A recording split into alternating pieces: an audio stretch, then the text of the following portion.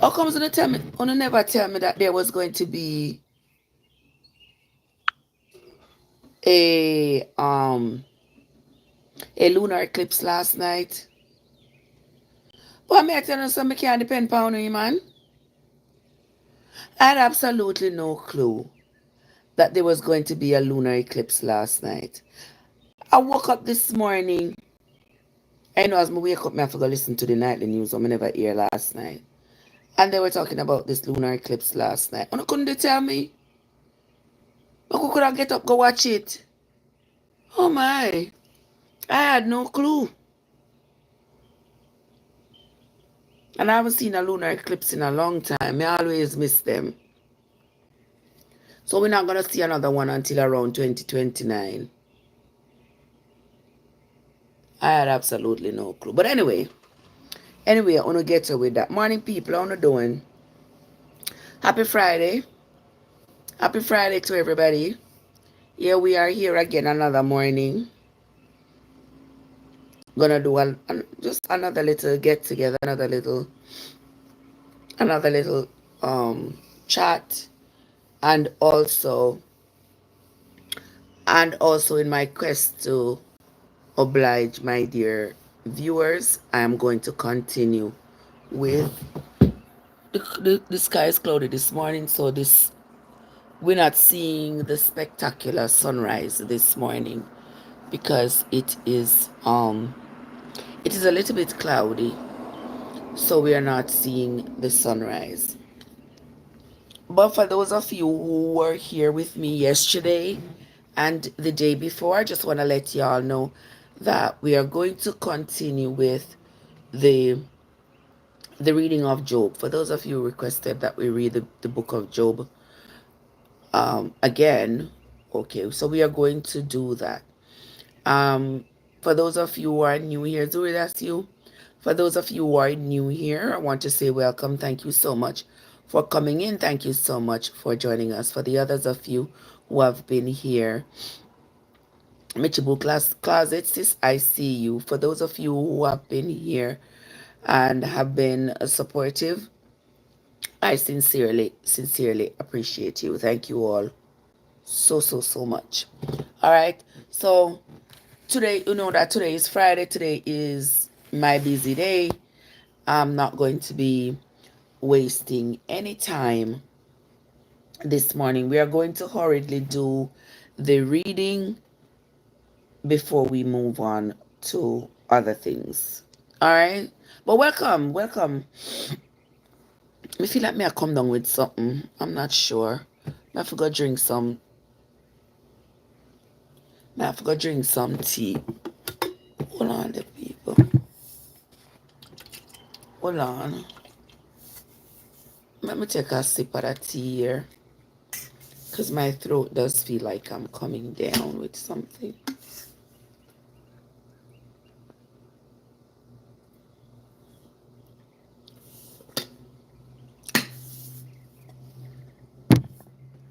Okay. So we are going to continue. We are going to be reading from the book of Job this morning. We are going to continue with the story of Job. A rather interesting story. One of the stories that they use in the Bible to highlight persistence and resilience and faithfulness and loyalty, you name it. But today we are going to this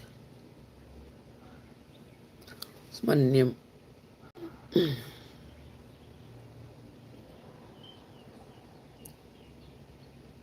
Good morning. Good morning. What's up?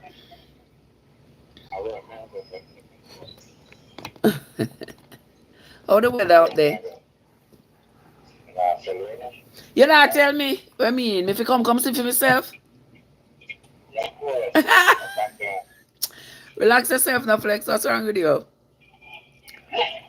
What do you say? Then you feel good? You feel better? Wonderful. Wonderful. Okay. Okay. I appreciate you, my love, every time. All right, you be safe out there, my love. All right. All right, beautiful people. All right, that I'm a friend Flex there, so Flex are gone on the juggling. Yeah, so as I was saying earlier, we are going to continue to read the book of Job. Vulture, what's up?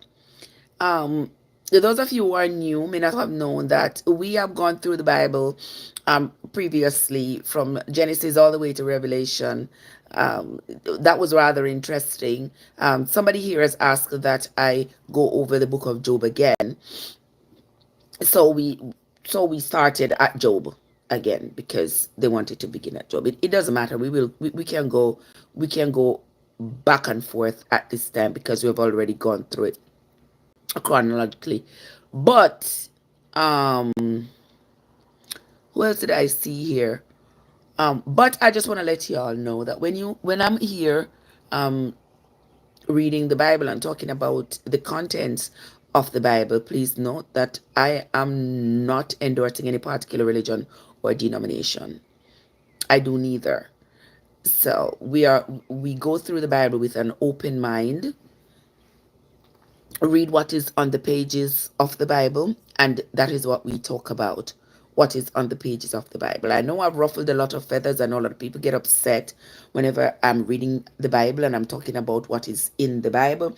If you are one of those people who like to get in your feelings because you don't like people talking about what is in the Bible and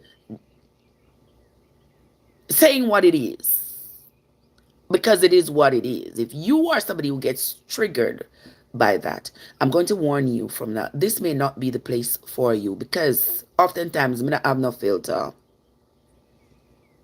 Okay?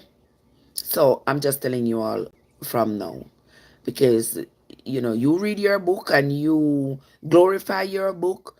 When I read the book and I talk about the murderous activities in there and the inconsistencies and the lack of grace and tolerance and all of that's in there, you don't call me all kind of names.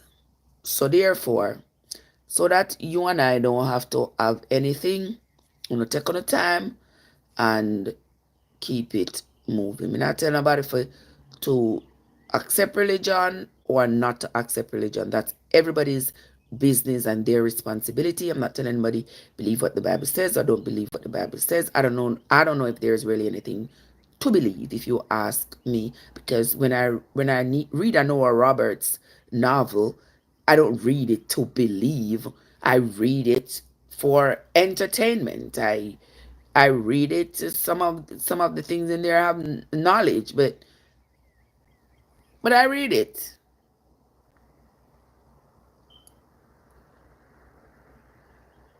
Okay. It's too cloudy this morning. Let me show you outside.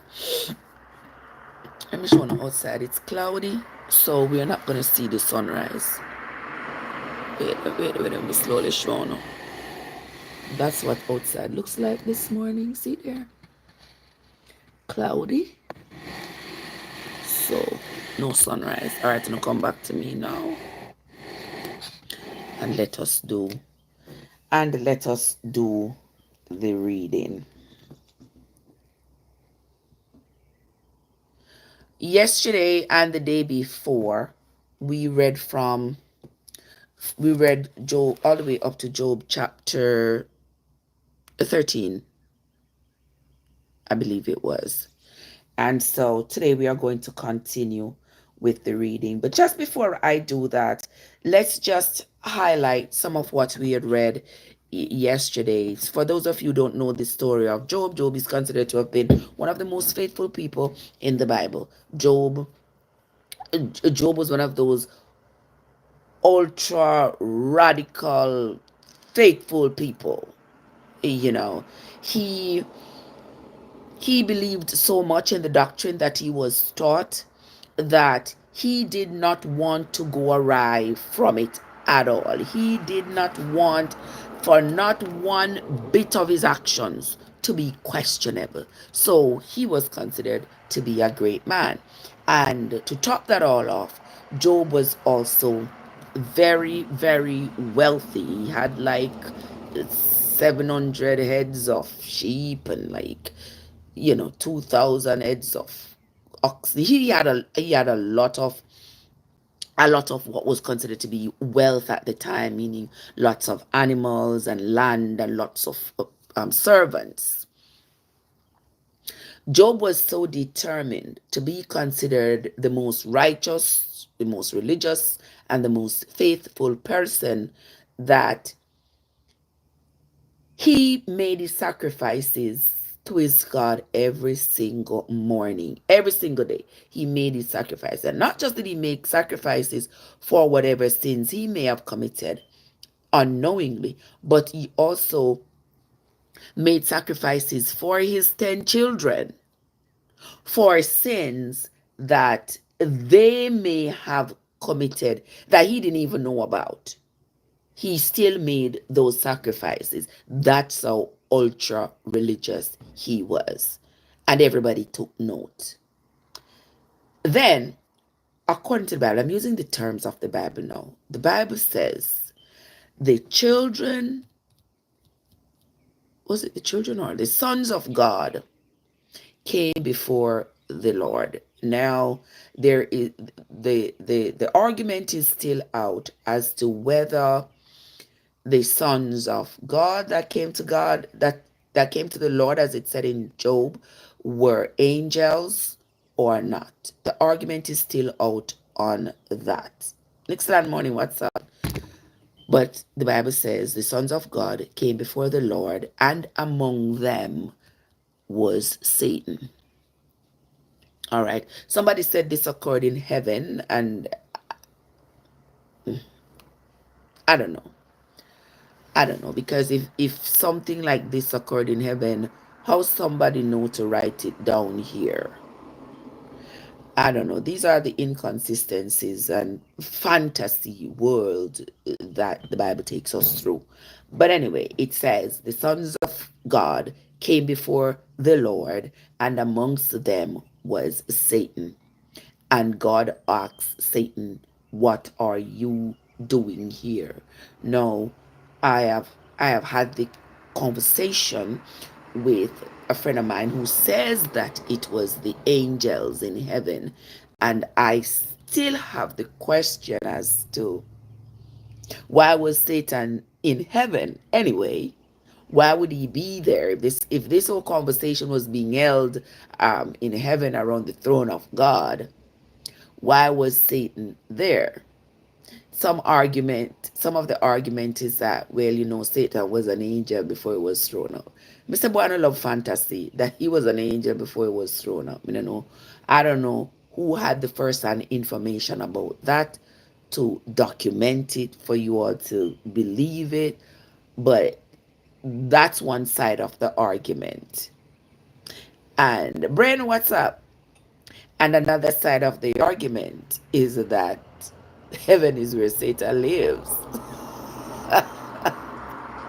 And my side of the argument is that the same energy that one wants to consider as God is the same energy one can consider as Satan. So it's out there. I'm not saying anybody's right or anybody's wrong. I'm sure there are people out there who say, "Nah, you're wrong, you're wrong, you're wrong." But they can't give me any irrefutable proof of why they would say that I am wrong. And I'm not telling anybody they're wrong, because I definitely have no irrefutable proof that they are wrong or somebody else is right. So we're just going to move right along and say, just like it is said in the Bible, that the sons of God came before the Lord and Satan was there. God asked Satan, "What are you doing here?" Satan said, "Well, me go up and down this earth to and fro. So what kind of question that you ask me? If futuristic, what's up, my love? What kind of question that you ask me? What me doing here? Kind of rhetorical, eh? So the so Satan had a question for God, for ask God about Job. You know, see Job. Job love you so much. Job will do anything for you. Job worship you so much. But we can guarantee you that if you ever were to take away all the riches from Job, Job would turn his back on you right away. And then God turned around and give Satan permission to go ahead and take away all that Job has. And let's see, like a dare, go ahead and do it. And let's see what will happen. I mean, do whatever you do. Let's see. Satan go now, and Satan blow a wind. Did you read that? Satan go and Satan blow this wind that blew down the house that had Job's 10 children in there partying. And everybody did. Only one person was able to go tell the news to Job that was what happened. Prior to that, though, a fire came, burned up the sheep. One person was left to go tell. The men come, them thief the oxen. One person was left to go tell. The Chaldees came, them thief all of Job camels. One person was left to go tell. So it was this whole series of events that would occur afterwards to convince that Satan could use. I don't even know why me using these fictitious beings, but it's according to the Bible. So there was this whole series of events that occurred that Satan did to Job. But since God said he should spare Job's life, apparently that's what he was doing. The children of God went back in front of the Lord, and Satan was there again. God said, what you are doing here? Satan give him the same response. I go back and forth to and fro in this world. So hey, me know everything. Me know everything that happen. I can influence everything. So I don't know what kind of question this you are asking me. Do I need to leave Joey? Who name so? What name so? Child, if anything you want to leave here and carry with you, anything you want to carry with you, has no difference to me. But anyway, right. So now Satan says to God, if him strip Job, Job of everything, like strip him of his dignity and everything, ensure that Job will leave. Job will abandon God. God said, well, do whatever you want, live in life. Job ends up now, after having lost everything, now Job full of sores. That's the stripping of his dignity there. He's full of sore from the crown of his head to the sole of his feet. He's starting to stink. There are worms out of his sores and everything, and he's suffering immensely. Now everybody around start having their own ideas, and everybody coming up with their own theories as to what has happened to Job, because there's absolutely no way that the way he was faithful, that his God could be so unkind to him to cause him to have this kind of affliction. And this kind of affliction only happened to the wicked in their estimation. They said this kind of affliction only happened to the wicked, only happened to the people who are. Mr. Westmoreland, good morning, happy Friday to you, my love. Yeah, the people were like, this kind of wickedness, this kind of affliction only happened to people who are wicked, who are evil. Their God Job's God would never do this to him, considering how ultra faithful Job was. So the people them a question, or the people them have a lot of questions now, like, what the heck? If Job could be this faithful to his God, and his God can be this cruel to him, like, what is the point? And this was shared with him. Albie, what's up? Good morning, my love. So much so that even his wife said, listen, just curse God and die. Look how you suffer. Look, all your life, all these years you have been faithful to this God and doing all of this. And then look how this God make you come down to shame and rotten down, and everybody's scorning you and all of this. Like what's the point? So Job's 3 friends decided, they heard about Job's plight, and they decided they were going to go to visit him. All 3 of them came to visit him. They sat there with him for 7 days, didn't say a word. I guess they were just observing what was going on and taking in his demeanor, etc. They didn't say anything. After the 7th day, one friend spoke up. Somebody says maybe it was Money, my love. How you doing, Nation? Yeah. After the 7 days, one friend spoke up and he said, look at this. Look at what is happening to you. You are, you are so faithful, and look what your God is doing to you. You know, Job, in his defense of himself and of his God, he says, well, no matter what it is that is happening to me, think about it. Think about it. The earth, who made the earth? My God is the one who makes the earth, who knows how the earth is, the composition of the earth. He's the one who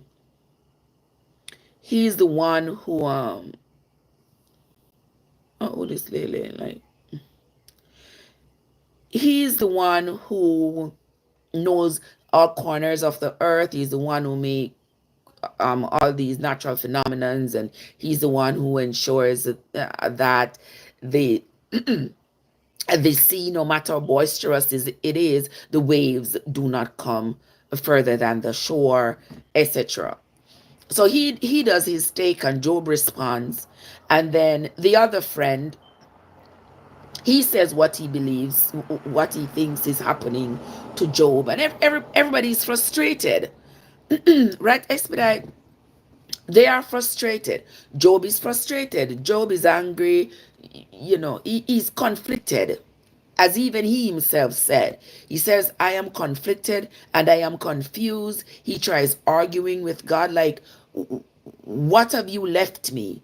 You have taken everything from me. You have left me with anger. You have left me with bitterness. And the one thing that I really want you to give me, that you're refusing to give me, is to let me go lay in the darkness with my ancestors, with the prisoners.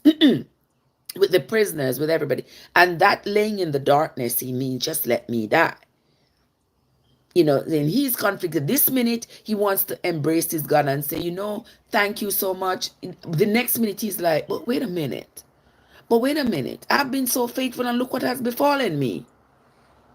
So he admits that his mind is going back and forth, back and forth. Somebody said, sound like for these. The thing is, I can perfectly understand why people would be conflicted, particularly when it comes on to religion. Just like Job expressed his confliction, he's going back and forth. He don't know. He's unsure because there's so much uncertainty. Remember, this is I wanna tell you something, but there are some people here that are respectful, so I'm not gonna tell you what I really want to tell you. But let me continue. Anyway, so let me move on with this. So as Job was conflicted, admittedly so too are a lot of people conflicted, because the thing is, remember, none of us, absolutely none of us, is for sure knows exactly that any of this is true, or that any of this requires us to follow. Because if that is the case, if it is the case that we are supposed to, without any hindrances, follow what is in the Bible, we would be as murderous as the stories in the Bible. We would be. You understand? We would be. You get what I'm saying? But there is doubt in every Christian's mind. There are doubts about this. But fear, just like Job said, fear is what binds people to these doctrines.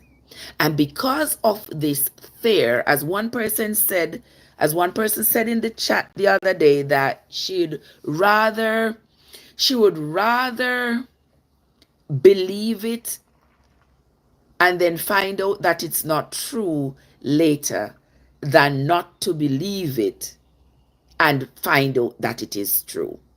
She has a point. She has a point. But as far as I am concerned, my life is for me to live now and not for me to live after I'm dead. Because there has been nobody come back from the dead to say, oh, it's better over here. People talk about, oh, you're going to a better place when you die. Bitch, no.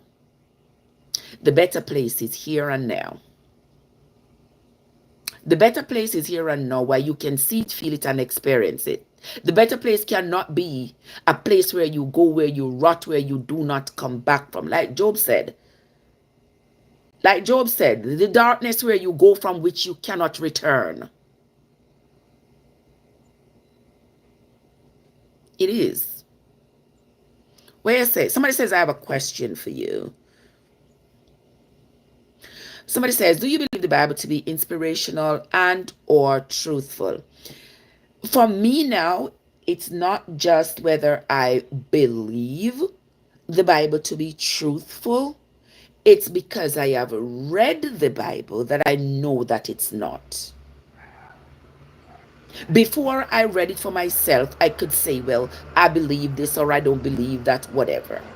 But once I read it for myself, I know that it is not.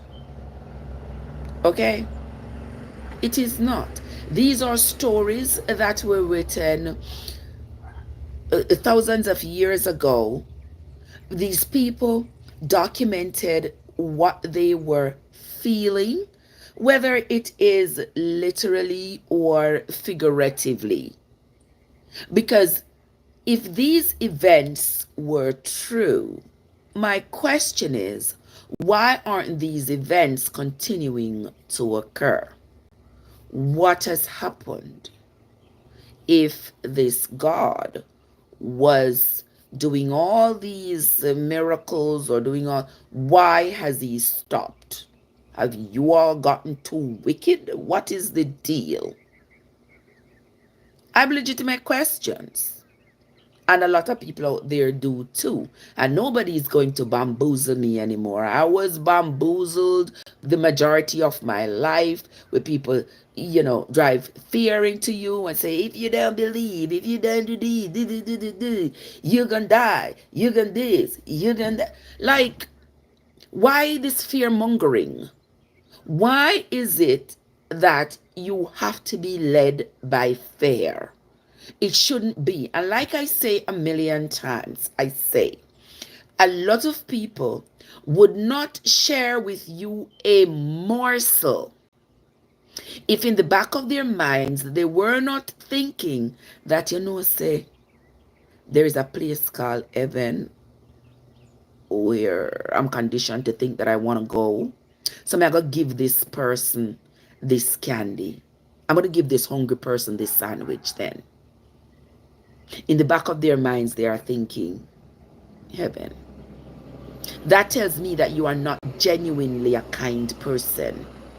Because you should not have to be thinking about a reward to be kind to another human being. You should be kind to another human being out of your heart, out of the goodness of your heart, out of your love for humanity, for the betterment of every human being. That's what should be your motivator. And not some fantasy that nobody can prove is true, that nobody can prove even exists. There's nobody who can prove that these things exist.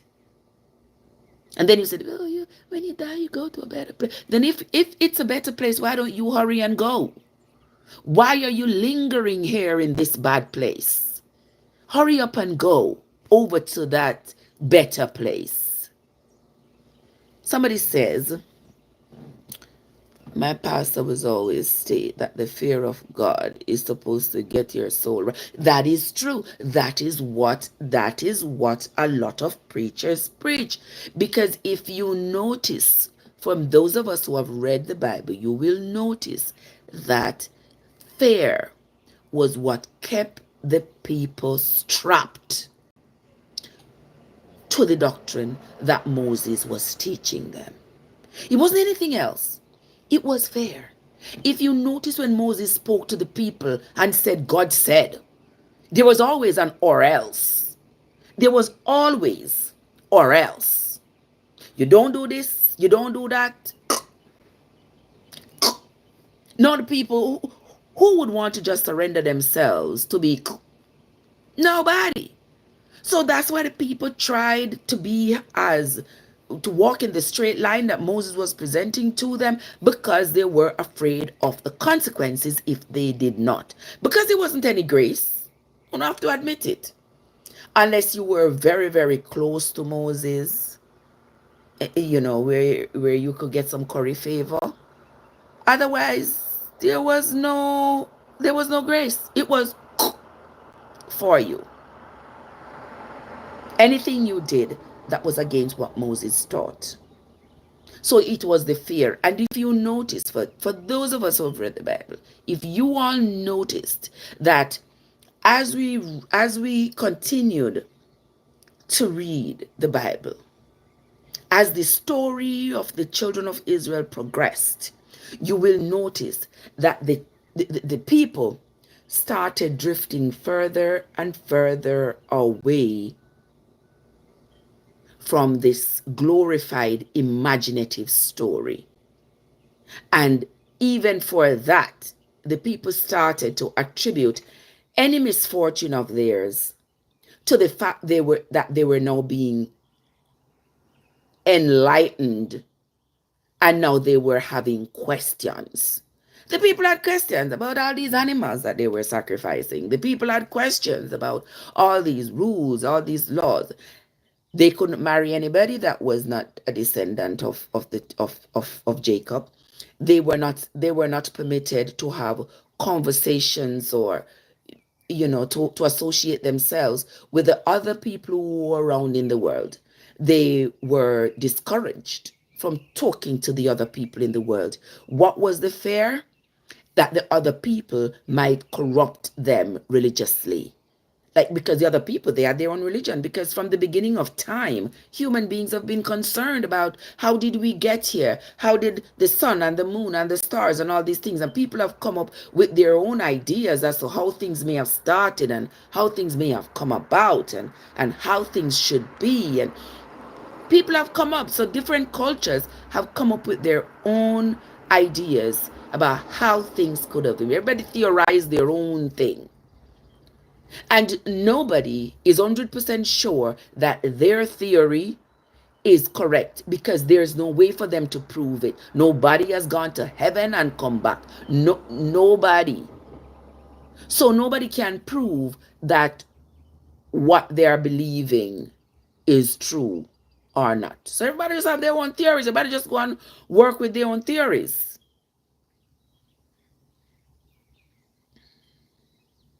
Have yourself a good morning, nation. We will talk, my love.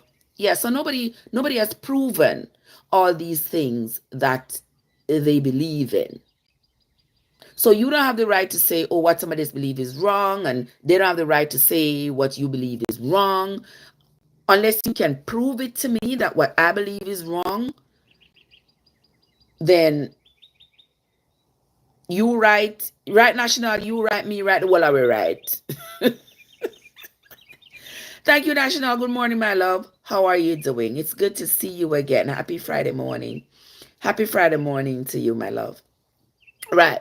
So even Job here, as much as Job believed the doctrine that he was taught, Job was still conflicted, because he was taught that God protect and preserved the good people, the people who believed in him, and the people who did all these things, sacrifices and all these things.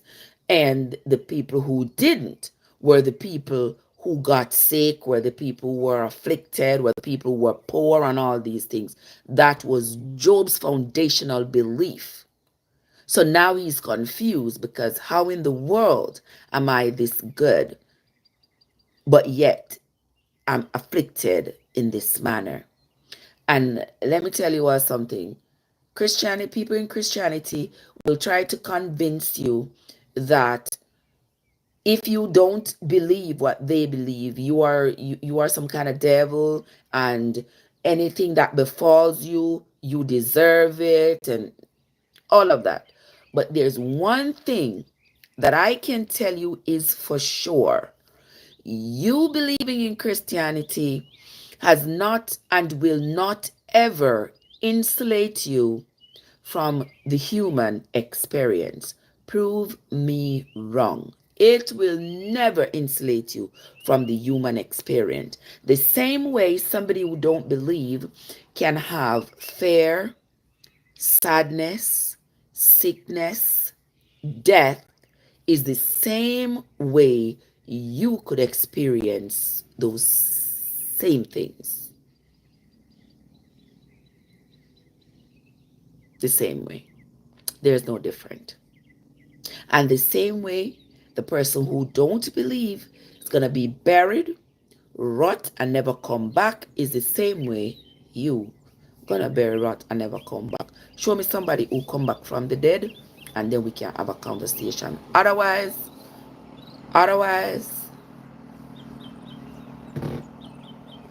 don't talk to me about people coming back from the dead, because nobody not come back from the dead.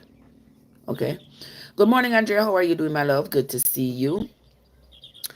Good to see you, my love. How are you doing? Happy Friday morning to you. Yes, it's about time that we be real. Too much of the fantasy, too much of this, this fake ideology. Too much of it. You gotta be real. What you say, Andrea? How you doing? Rostan, good morning. Girl, I'm just here. I'm here coming back to do the Bible reading. To do the Bible reading of the book of Job. Yeah, but you know, on Friday. Zuri, what's up? How you doing? Good morning, my love. Good to see you. Yeah, so we are going to continue. We are going to continue with the reading. I think we're going to be reading chapter 13 this morning. I think we read all the way to chapter 12. So this morning we're going to read chapter 13 and onwards. All right. So once again, welcome back into the live for this morning. I appreciate you all. Let us move right along. Verse 13 says, Lo, mine eyes have seen all this. My ear have heard all and understood it. What ye know, the same do I know also. I am not inferior unto you. Surely I would speak to the Almighty, and I desire to reason with God. But ye are foggers of lies. Ye are all physicians of no value. Oh, that ye would altogether hold your peace, and it should be your wisdom. Hear now my reasoning, and hearken to the pleadings of my lips. Will ye speak wickedly for God, and talk deceitfully for him? Will ye accept his person? Will ye contend for God? Is it good that he should search you out? Or as one man mocks another, do ye also mock him? He will surely reprove you if you do secretly accept persons. Shall not his excellency make you afraid, and his dread fall upon you? Your remembrances are like unto ashes, your bodies to bodies of clay. Hold your peace. Leave me alone, that I may speak, and let come me what will. All right. So right there, Job is Job is talking to his friends, and even in this conversation, you can hear in his voice the conflicting despair, hope, insecurity, unsurety, all of those things you can hear. Because Job said, listen, you can't talk for God. Me would have loved to talk to him, but I mean, how me I gonna talk to him?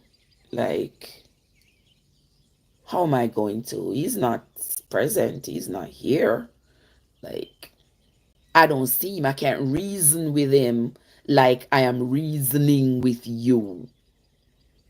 But me I gotta take my chances. That's basically what Job was saying. Job was saying, don't leave me alone, yeah, man. Let me take my chances. I maybe not I'm not able to see him physically and talk to him, so we can share ideas and find out, why him do this to me. But don't leave me alone because me still don't want to come. I still don't want to go against him like you all are encouraging me to do. And that right there is fear. I don't say he had to like say cuss out his imagination of God or whatever. But you don't have to curse him out. But embracing the fantasy is causing Job more harm than good. Job is so conflicted. Job don't know which direction to turn. So he's worried about if I should do what they say and just curse this entity and die, what might happen?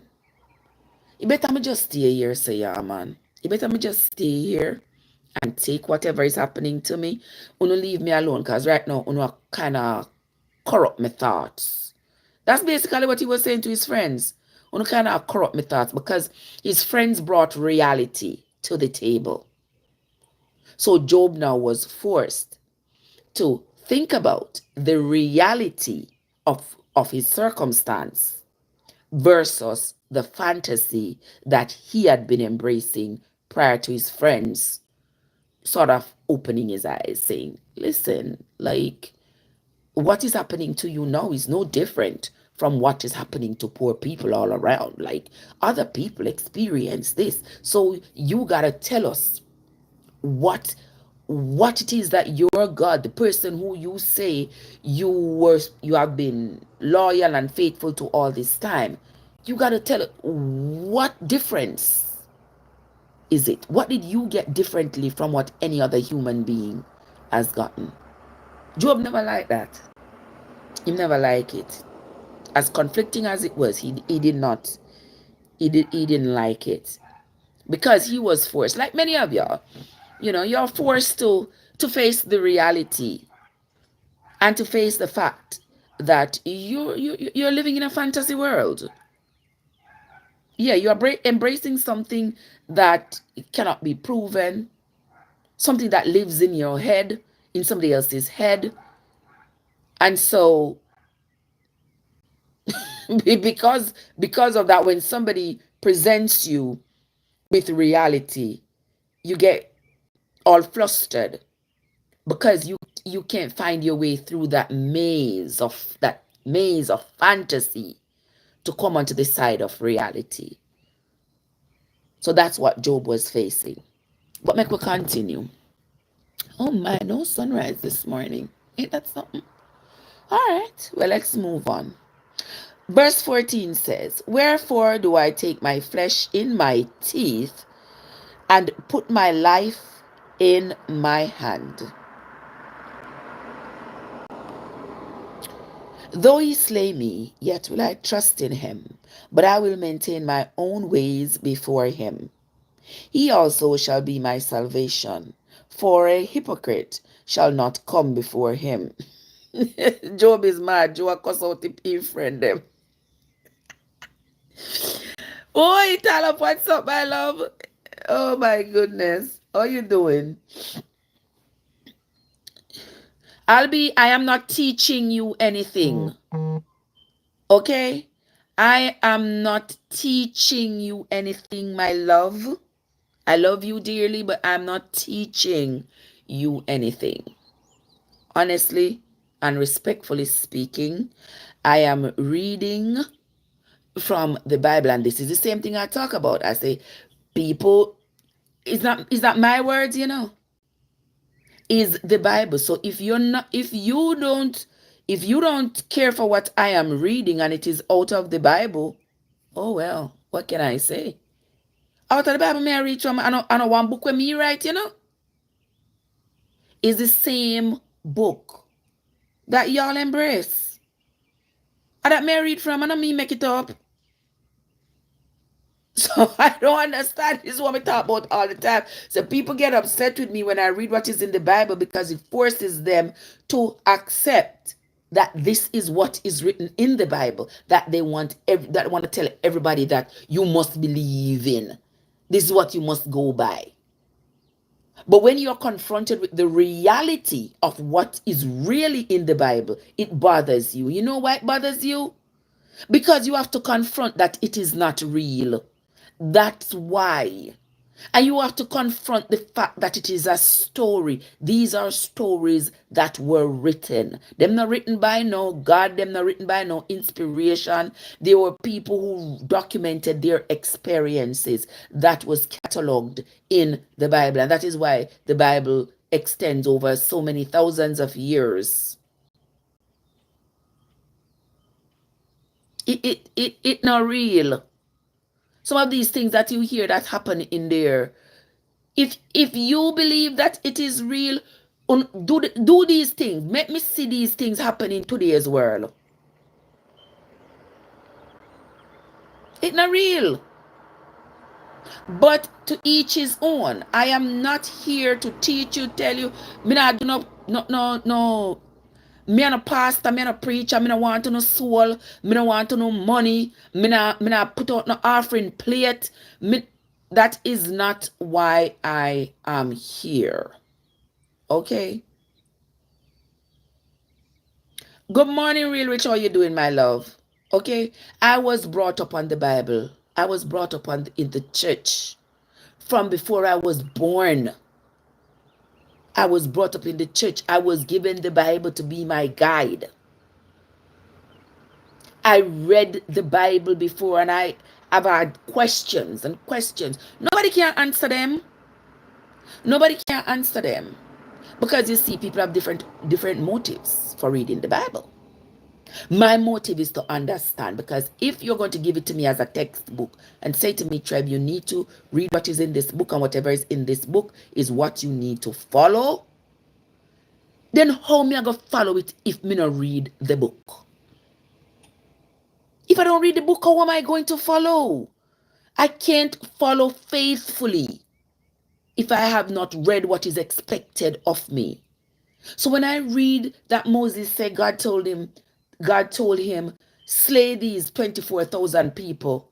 And in the same breath, he said, God told him, thou shalt not kill. Me have to ask questions like, Durban, what's up? Me have to ask questions. So is it that you should them or you're not for killed?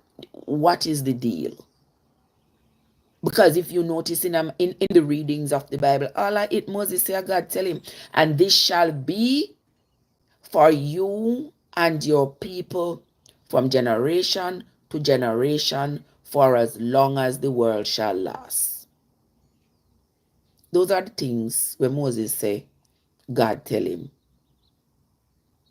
And just to go off the ledge a little bit, and then when the New Testament comes around, them say, oh, I know Moses taught you all that some of these things were true, but it's not. So what happened around there? So those of you who are upset with me, what happened around there? So God changed his mind. The God who never changes, who knows everything that will happen. A changing mind. From the slaughterings in the Old Testament to the New Testament. You just ask. I'm just asking. Because If it is that I should believe that God knows everything and God never changes, then there should be no change in the doctrine. And don't come tell me, say, and brain what's up, and don't come tell me, say, Jesus died and washed away sin. Oh, no, don't come to me that next one. Because that's the one next one on the love come with. Oh, Jesus came and he washed away your sin. The same thing that they consider to be sin. Jesus come and wash them away. Why you still doing them? Why you still doing them? If Jesus come and wash away your sins, why do you continue to sin then? Then you shouldn't be sinning.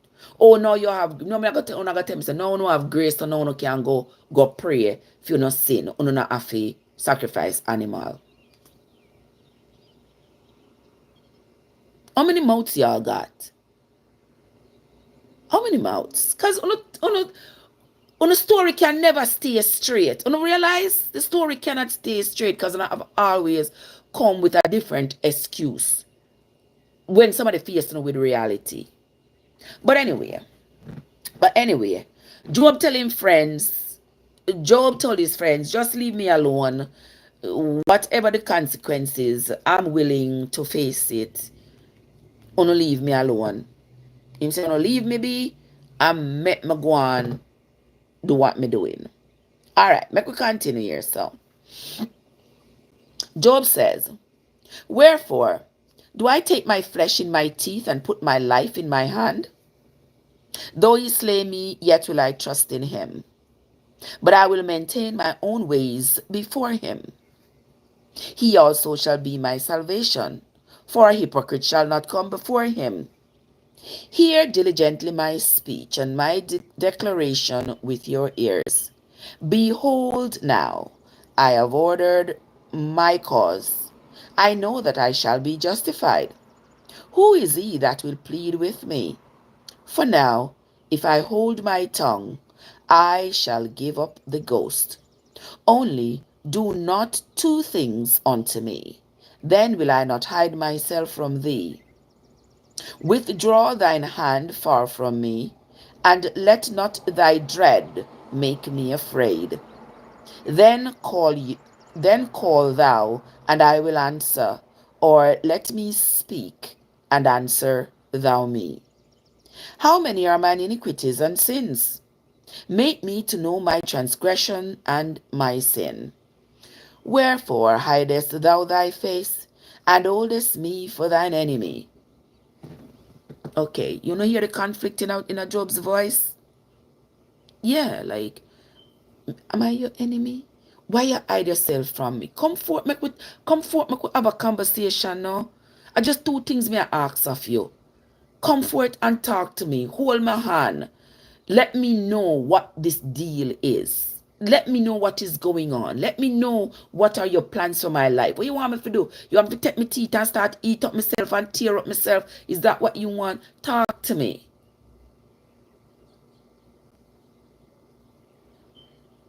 That was Job's desire. He's pleading with this entity that he believes in for this entity to show up and show out so that he could put his friends to shame. He continues and he says, wilt thou break a leaf driven to and fro, and wilt thou pursue the dry stubble? For thou writest bitter things against me, and makest me to possess the iniquities of my youth. Thou puttest my feet also in the stocks, and lookest narrowly unto all my paths. Thou set a print upon the heels of my feet, and he, as a rotten thing, consumes, as a garment that is moth-eaten.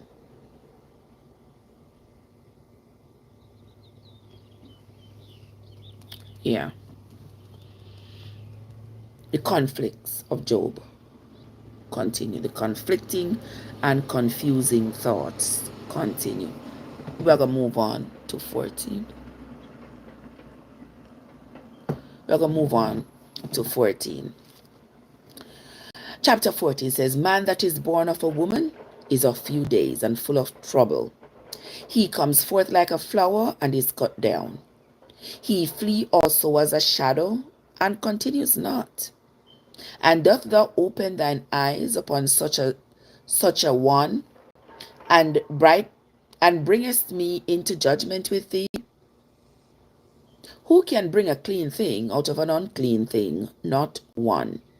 Seeing his days are determined, the number of his months are with thee. Thou hast appointed his bounds, that he cannot pass. Turn from him, that he may rest, till he shall accomplish as an hireling his day. For there is hope for a tree, if it be cut down, that it may sprout again, and that the tender branch thereof will not cease, though the root thereof wax old in the earth, and the stock thereof die in the ground. Yet through the scent of water it will bud, and bring forth boughs like a plant. But man dies. Okay, so here he's making a comparison between a tree that is cut down versus a man. A tree that is cut down, he says, by the scent of water. That means if it gets nourishment from water, chances are it might bud again. There could be branches start growing even out of the ground, out of the roots that are deep in the ground. But a man comes back not. Let's continue. He said, but man dies and wastes away. Yea, man gives up the ghost, and where is he? As the waters fail from the sea, and the flood decays and dries up, so man lies down and rises not. Till the heavens be no more, they shall not awake, nor be raised out of their sleep. Sound like something me make up? Okay. Oh, that thou wouldest hide me in the grave, that thou wouldest keep me secret until their wrath be past, that thou wouldest appoint me a set time and remember me. If a man dies, shall he live again? All the days of my appointed time will I wait till my change come. Thou shalt call, and I will answer thee. Thou wilt have a desire to the work of thine hands. For now thou numberest my steps. Dost thou not watch over my sin? My transgression is sealed up in a bag, and thou sewest up mine iniquity. And surely the mountain falling come to naught, and the rock is removed out of his place.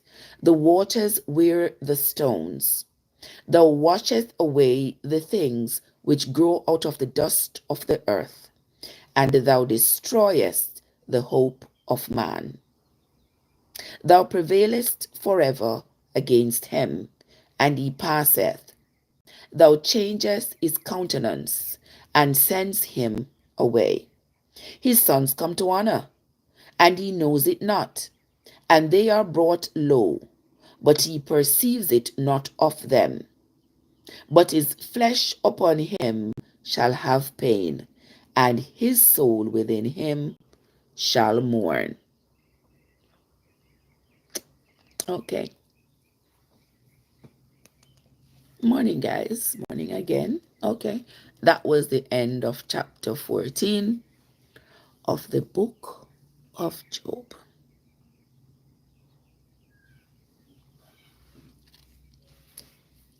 The death of a man and the death of a tree is not the same.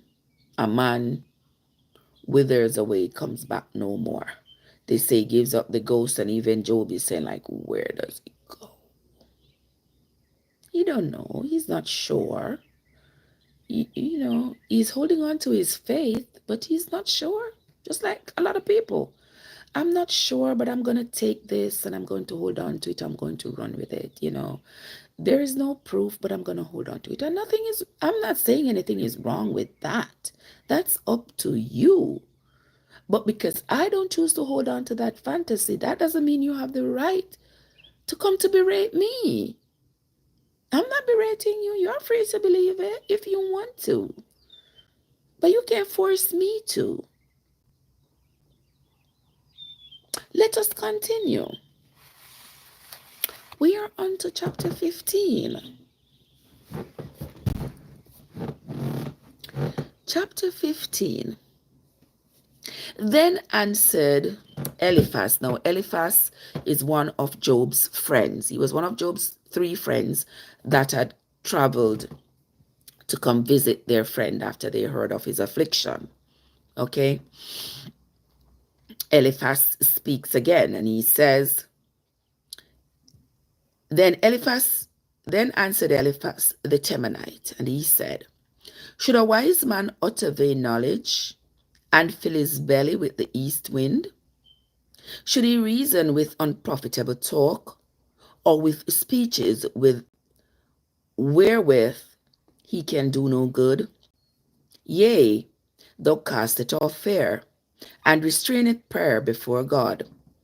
For thy mouth uttereth thine iniquity, and thou choosest the tongue of the crafty. Thine own mouth condemns thee, and not I. Yea, thine own lips testify against thee.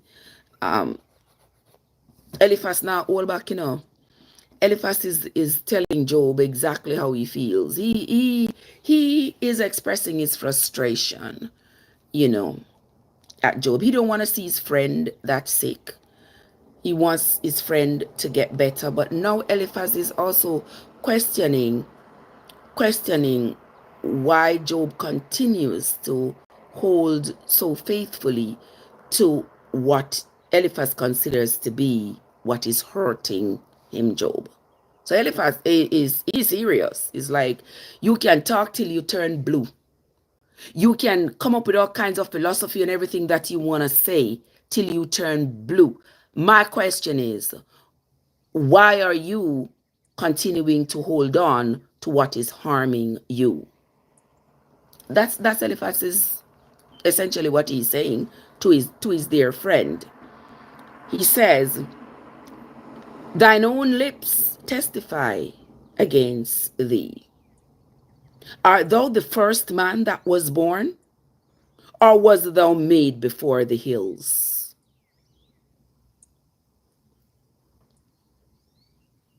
Hast thou heard the secret of God? And dost thou restrain wisdom to thyself?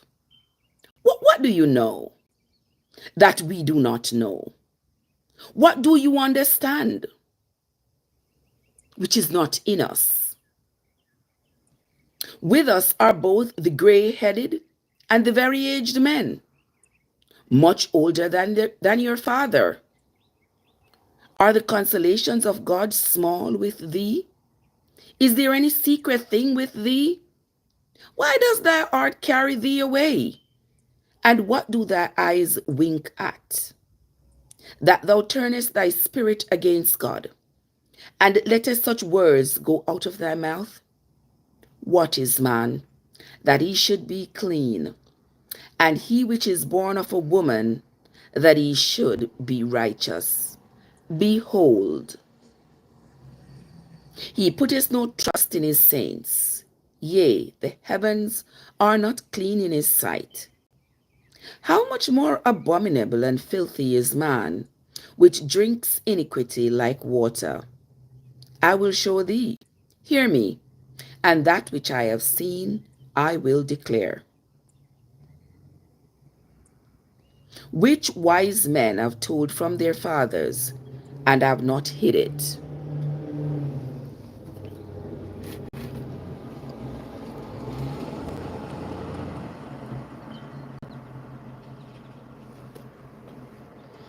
Unto whom alone the earth was given, and no stranger passed among them. The wicked man travaileth with pain all his days, and the number of years is hidden to the oppressor. A dreadful sound is in his ears, In prosperity the destroyer shall come upon him. He believeth not that he shall return out of darkness, and he is waited for of the sword. He wandereth abroad for bread, saying, Where is it? He knows that the day of darkness is readily at hand. Trouble and anguish shall make him afraid. They shall prevail against him as a king ready for battle. For he stretches out his hand against God, and strengthens himself against the Almighty.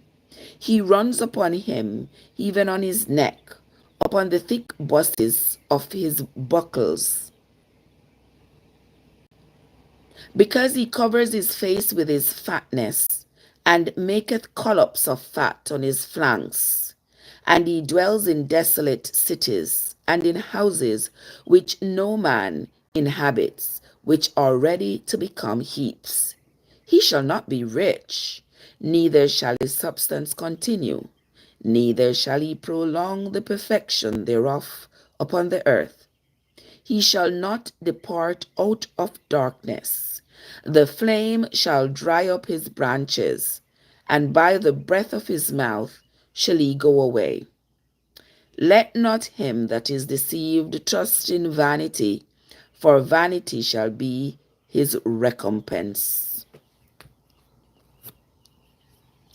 It shall be accomplished before his time, and his branch shall not be green. He shall shake off his unripe grape as the vine, and shall cast off his flower as the olive. For the congregation of hypocrites shall be desolate, and fire shall consume the tabernacles of bribery. They conceive mischief, and bring forth vanity, and their belly prepares deceit. Beverly, what's up? How you doing? Okay, so that was Eliphaz talking to Job right there. Yeah. Eliphaz is frustrated. Like, Job, do you know something that we don't know? Do you understand something that we don't understand? Come on, man, share it with us. We don't understand what is going on with you. You are, at this point, you are not serving yourself. You're not doing yourself any favors. And we want to know what it is. Because if it is something good, share it with us. Teach us. We want to know. Job is still in doubt. Because Job himself don't know. Job just believe. And he's firm in his belief. Miss Ting, are you that? What's up? How you doing, my love? Good morning. Good morning. I was waiting for the sunrise this morning, but it not come up because of the clouds. It's a cloudy day. Look like the rain gonna fall. But Miss Ting, you couldn't tell me so last night there was going to be a lunar. Where Cad they? Cad want a beaten. Cad you couldn't tell me so last night there was going to be a lunar eclipse. You couldn't tell me. Andrea, use another one to sister. You couldn't tell me. Donald, what's up? Last night I spent the whole time, I don't know. Yesterday. You couldn't tell me that there was going to be a lunar eclipse last night. If we could get up, go watch it. Mr. Last night. Oh, you did eat? Girl, I never hear one word. You know, say, last night after I come off of the live, I go downstairs, you know. I go downstairs and I have one cup of water. I say, the cup of water, I did soak some onion in it. And after I throw off the water, I say, let me go put the onion skin them. I'm going to put the onion skin them in one of the pot out of front. I don't know why my mind just tell me to go out there. And when I went out there to put the onion skin in the pot, but me look up, because I always look up over my neighbor over there. So over my neighbor's house, the moon is always over his house there. So I look up at the moon and I say, oh, the moon look kind of funny. The moon look like you can make out like you can make out mountains or something like that. But that was the extent of my thought. I did not even think, because you know, me always I take picture of the sky. And at that moment, I was just like, me I go on my bed. Me never think of taking my phone and taking a picture of the moon at the time. I just say, come go on my bed, yeah, man. Come to find out, this morning, me wake up. And as I'm listening to NBC News, nightly news, me hear them say there was an eclipse last night. I'm like, what? Was that the beginning of the eclipse that I saw and I didn't even know it? I'm like, oh my God, it would have been great to stay out there and watch it. But they said the next one don't come back until 4 years. Okay. That next one don't come back until 4 years time in 2029. So we missed that. I missed it. I would have loved to be able to see it. But it gone. It gone. I remember when I was a child, we used to sit out with my mom, and you know, my mom has always been a sky gazer, who would always sit out and watch what's happening in the sky. She would look at the clouds and say, oh, that cloud shaped like a so and so, or that cloud shaped like a so and so. I guess that's where my fascination with taking pictures of the sky come from. But I just love looking up. Love looking up. But anyway, I missed that one. Missed it. All right, so we are going to continue. We are going to continue.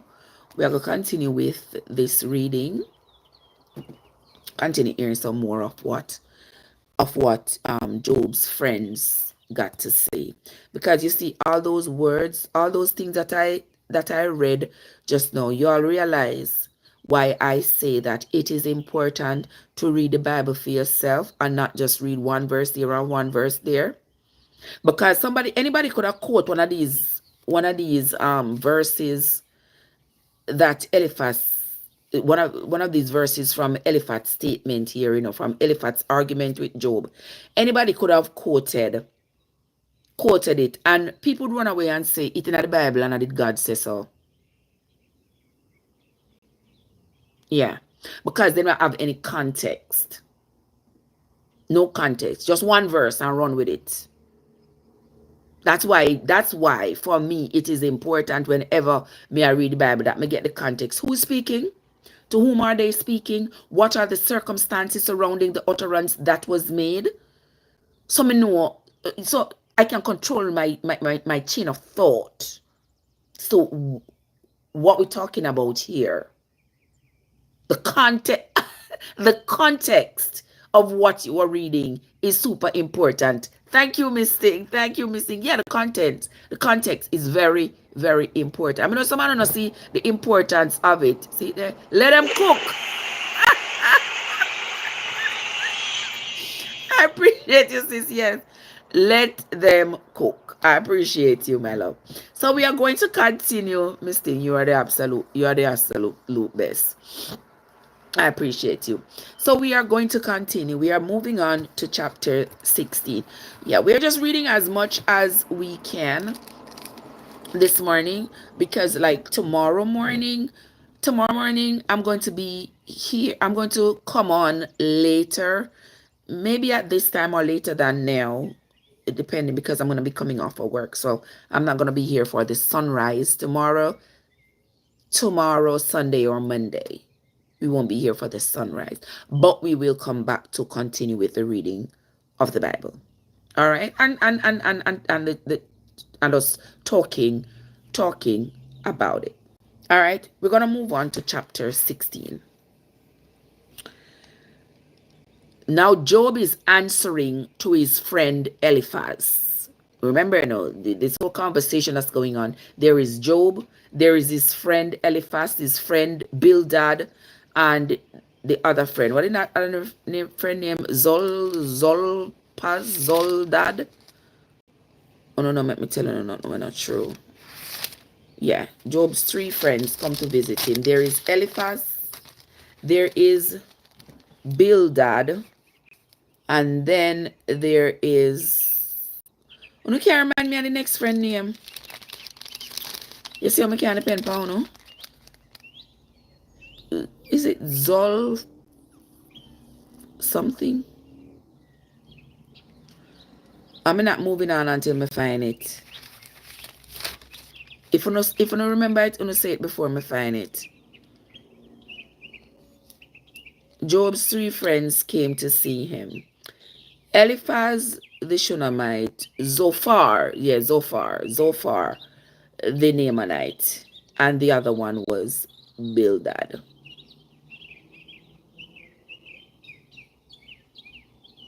Eliphaz, Bildad, and Zophar. All right. Okay, so we can go write that down. Next, we're going to move on to chapter 16. Then Job answered and said, I have heard many such things. Miserable comforters are ye all. Job begs.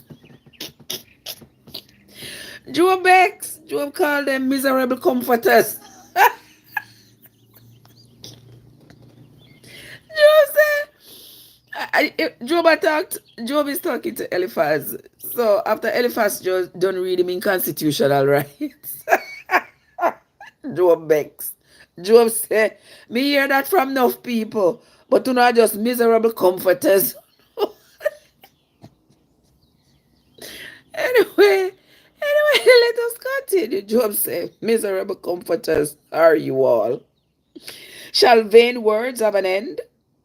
Or shall emboldeneth, or what emboldens thee that that thou answerest? What emboldens you that you should answer? I also could speak as you do. If your soul were in my soul's stead, I could heap up words against you and shake my head at you. Job begs. Job said, you didn't have my shoe. If you didn't have my shoe, what would you do? Job called them miserable comforters. Job don't want the people to come bring him to reality. Job don't want Job don't want his friends. Job don't want his friends to enlighten him when where reality is concerned. I said to him, say, Job, what you do? Talk to me, tell me. Eliphaz say, come on, tell me. You know something where we don't know. You understand something where we don't understand. Share with me because why you do not look too right. And we have concerns because we're concerned about you. You know, Job said me hear enough people talk like you and all miserable comforters. If your soul was in my soul's position, what you would have done? Job begs to inside. But anyway, make we continue. Let's continue reading. Job is mad. All right, Job said, I also could speak as you do. If your soul were in my soul's stead, I could heap up words against you, and I could shake my head at you too. Oh my word. Let me see what else Job have to say. But I would strengthen you with my mouth. Job begs. Job said them not encourage him, they not strengthen him. Instead, them I bring him down with what they must say. He said, and the moving of my lips should assuage your grief. Though I speak, my grief is not assuaged, and though I forbear, what am I eased? But now he hath made me weary. Thou hast made desolate all my company, and thou hast filled me with wrinkles, which is a witness against me, and my leanness rising up in me, bears witness to my face. He tears me in his wrath. Who hates me? He gnashes upon me with his teeth. Mine enemy sharpens his eyes upon me. They have gaped open me with their mouth. They have smitten me upon the cheek reproachfully. They have gathered themselves together against me. God hath delivered me to the ungodly, and turned me over into the hands of the wicked. I was at ease, but he hath broken me asunder. He hath also taken me by the neck, and shaken me to pieces, and set me up for his mark. His archers compass me round about. He cleaveth my reins asunder, and doth not spare. He pours out my gall upon the ground. He breaks me with breach upon breach. He runs upon me like a giant. I have sown sackcloth upon my skin, and defiled my horn in the dust. My face is foul with weeping, and on my eyelids is the shadow of death. Not for any injustice in mine hands. Also my prayer is pure. O earth, cover not thou my blood, and let my cry have no place. Also now, behold, my witness is in heaven, and my record is on high. And my record is on high. My friends scorn me, but my eye pours out tears unto God. Oh, that one might plead for a man with God, as a man pleads for his neighbor. When a few years are come, then I shall go the way whence I shall not return. That's Job's response to his friends. That's Job's response to his friends as they as they confront him about his belief. He doesn't like that. He's like, you all should come you all should come here to comfort me. But you all have come here to make my situation worse by coming here to talk about what I believe in and how it's not working for me and all that. Yeah. So you all are not assuaging my grief at all. And that's what I was hoping you all would do as my friends. I don't know. I think they could have been a little bit more gentle with their approach. But oftentimes when you see your friend suffering and you want to help and you can't help, it's like seeing a friend or a family member in an abusive relationship, and you are talking to them about the need for them to escape this relationship. But instead of accepting what you are saying, they start saying, oh, but he's such a kind guy, and look at the nice house he has bought me, and oh, look at our children. I don't want my children in a one-parent household, and look at the beautiful car he bought me, and he takes care of me. He only hits me when he's mad, or he only hits me when I do something to make him mad. And you get so angry from hearing this from this person over and over again. And then you start chip some bad word and tell her, I say, listen, you're going to wait till this man here before you left? Yeah. So that is how I see Job's friends. They're at their wits' end with him.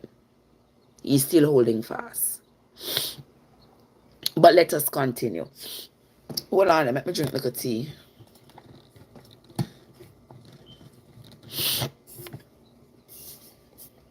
I feel like me I come down with something.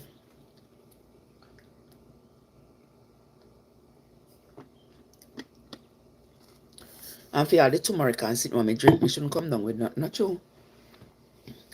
But anyway, so we are going to continue. We are going to continue on to chapter 17. Let's see who this is speaking now in chapter 17. Oh, Job continues to speak. Job says, my breath is corrupt. My days are extinct. The graves are ready for me. And they're not mockers with me. And doth not mine eyes continue in their provocation? Lay down now. Put me in a surety with thee. Who is he that will strike hands with me? For thou hast hid their heart from for thou hast hid their heart from understanding. therefore shalt thou not exalt them. He that speaks flattery to his friends, even the eyes of his children shall fail. He hath made me also a byword of the people, and aforetime I was as a tabret. Mine eye also is dim by reason of sorrow, and all my members are as a shadow. Upon men shall be as stoned. Upon men shall be as stoned at this, and the innocent shall stir up himself against the hypocrite. The righteous also shall hold on his way, and he that hath clean hands shall be stronger and stronger. But as for you all, do ye return, and come now, for I cannot find one wise man among you. Job said, friend, them no wise. None of them no wise. Because of what they are saying. My days are past. My purposes are broken off. Even the thoughts of my heart. They change the night into day. The light is short because of darkness. If I wait, the grave is my house. I have made my bed in the darkness. I have said to corruption, thou art my father. To the worm, thou art my mother and my sister. And where is now my hope? As for my hope, who shall see it? They shall go down to the bars of the pit when our rest together is in the dust. Surrender. There is Job, sort of surrendering his soul, he's sort of now accepting that there's nothing that's going to happen to him now except that he's going to die. He's in, yeah, corruption is his father, the worm is his mother and his sister. He's going to lie with them in the dust. That's the preparation for death, acknowledging death. But let us continue. So Job is finished speaking. Job spoke in chapter 16 and 17. Now Job is finished speaking. It is now Bildad that's going to speak. Remember I said Job just done cuss them and tell them so them are hypocrite. So let's move right along. Chapter 18. We are on to the book of Job. Chapter 18. Now, this is Job's friend Bildad speaking. And Bildad says, Then answered Bildad the Shuhite and said, How long will it be ere he make an end of words? Mark, and afterwards we will speak. Wherefore are we counted as beasts and reputed vile in your sight? And Master Job just done cuss them off, So here now, Bildad is asking, like, is there any end to your words? You're gonna just keep on saying stuff. We are just vile in your sight. We are not worthy. We are not anybody. Like, what's the deal here? All right, let us continue. Hey, Shine, what's up? How are you doing? Thank you. I appreciate you. Happy Friday to you. How are you doing? Let us continue. So Bildad says, He tears himself in his anger. Shall the earth be forsaken for thee? And shall the rock be moved out of its place? Bildad show about Job that you can be mad, I can be mad too. He says, Yea, the light of the wicked shall be put out, and the spark of his fire shall not shine. The light shall be dark in his tabernacle, and his candle shall be put out with him. The steps of his strength shall be straitened, and his own counsel shall cast him down. For he is cast into a net by his own feet, and he walks upon a snare. The jinn shall take him by the heel, and the robber shall prevail against him. The snare is laid for him in the ground, and a trap for him in the way. So they might talk to each other in all kinds of parables, but it is clear that there is some antagonistic energy between them, because Job is going one way, his friends are frustrated because of the way he's going, and he's mad at them. He says they are not wise, they are, he's really using up some words against them, and they are doing the same. So Bildad says, the snare is laid for him in the ground, and a trap for him in the way. Terrors shall make him afraid on every side, and shall drive him to his feet. Now you hear these words. You hear these words of Bildad. For those of you who read the Bible, where else do you hear these same words about the snare and all of that? The snare on your feet and anybody? No, nobody? Get your Bible, whether your book Bible, your Google Bible, whichever one. Go read Psalm 91 and then come back and tell me. Okay?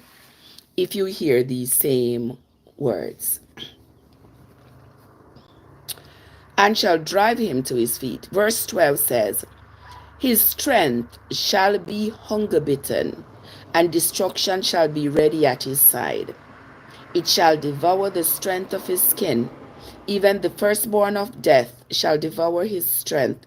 His confidence shall be rooted out of his tabernacle, and it shall bring him to the king of terrors.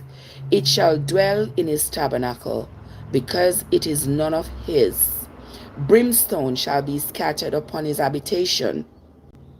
His roots shall be dried up beneath, and above shall his branch be cut off.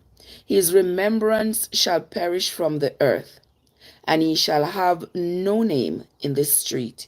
He shall be driven from light into darkness, and chased out of the world.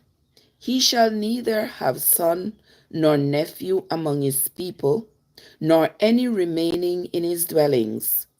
They that come after him shall be astonished at his day, as they that went before were affrighted.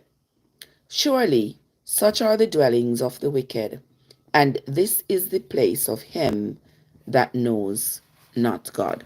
All right, so that is Bildad speaking. Okay, that is not no God talking, that is Bildad, Job's friend. That is who is talking to Job. Okay, let us move right along. Let's hear what Job's response to Bildad did, because all of this what Bildad has said, one mouthful of stuff. He must say, it's like everybody getting all philosophical and saying what they are thinking about what is going on with their friend Job at the moment. Okay?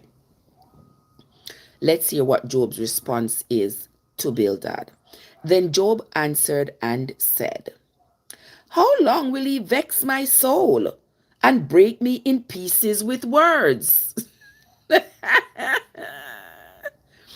You are the hardest time finding my life. About time you get something hard. She gonna get me. She's going to get me.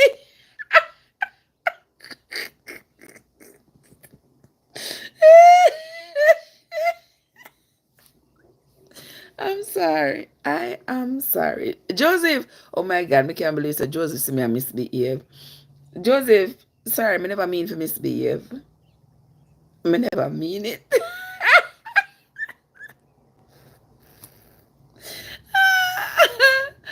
Oh my goodness. I'm sorry, love bug. I've been here. I've been here 1.5 now. Oh my goodness. All right. Let us continue. We're going to continue. We are on to chapter 19. Let's hear what Job's answer is to his friend Bildad. Job said, "How long will you vex my soul and break me in pieces with your words? These 10 times have you reproached me. You are not ashamed that ye make yourselves strange to me? And be it indeed that I have erred, mine error remains with me." Oh, you read the Bible, so you go have some. Me escape today. Me escape today. Alright. Let me sip like a tea. Me feel like me I come down with something. So I go sip like a turmeric tea. And behave myself, okay?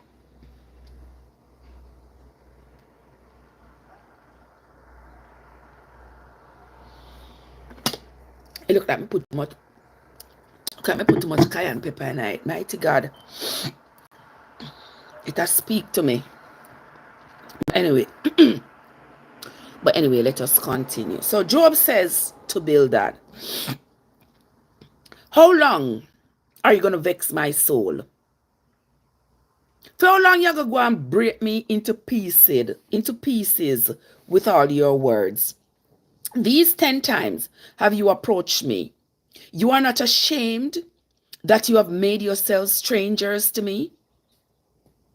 Yeah, because when I say to himself, it's like I don't know them friend, yeah, that them friend I don't know me, I don't know them. We don't know each other because we are not on the same page. Them not talking like me. Them, yeah, our arguments are contrary. It says, "And be it indeed that I have erred." He said, if me I do something wrong, uno leave me alone, make me do what me I do wrong. Because me believe in what me doing. Yeah, that's essentially what Job is saying to his friends. He said, "And be it indeed that I have erred, mine error remains with myself.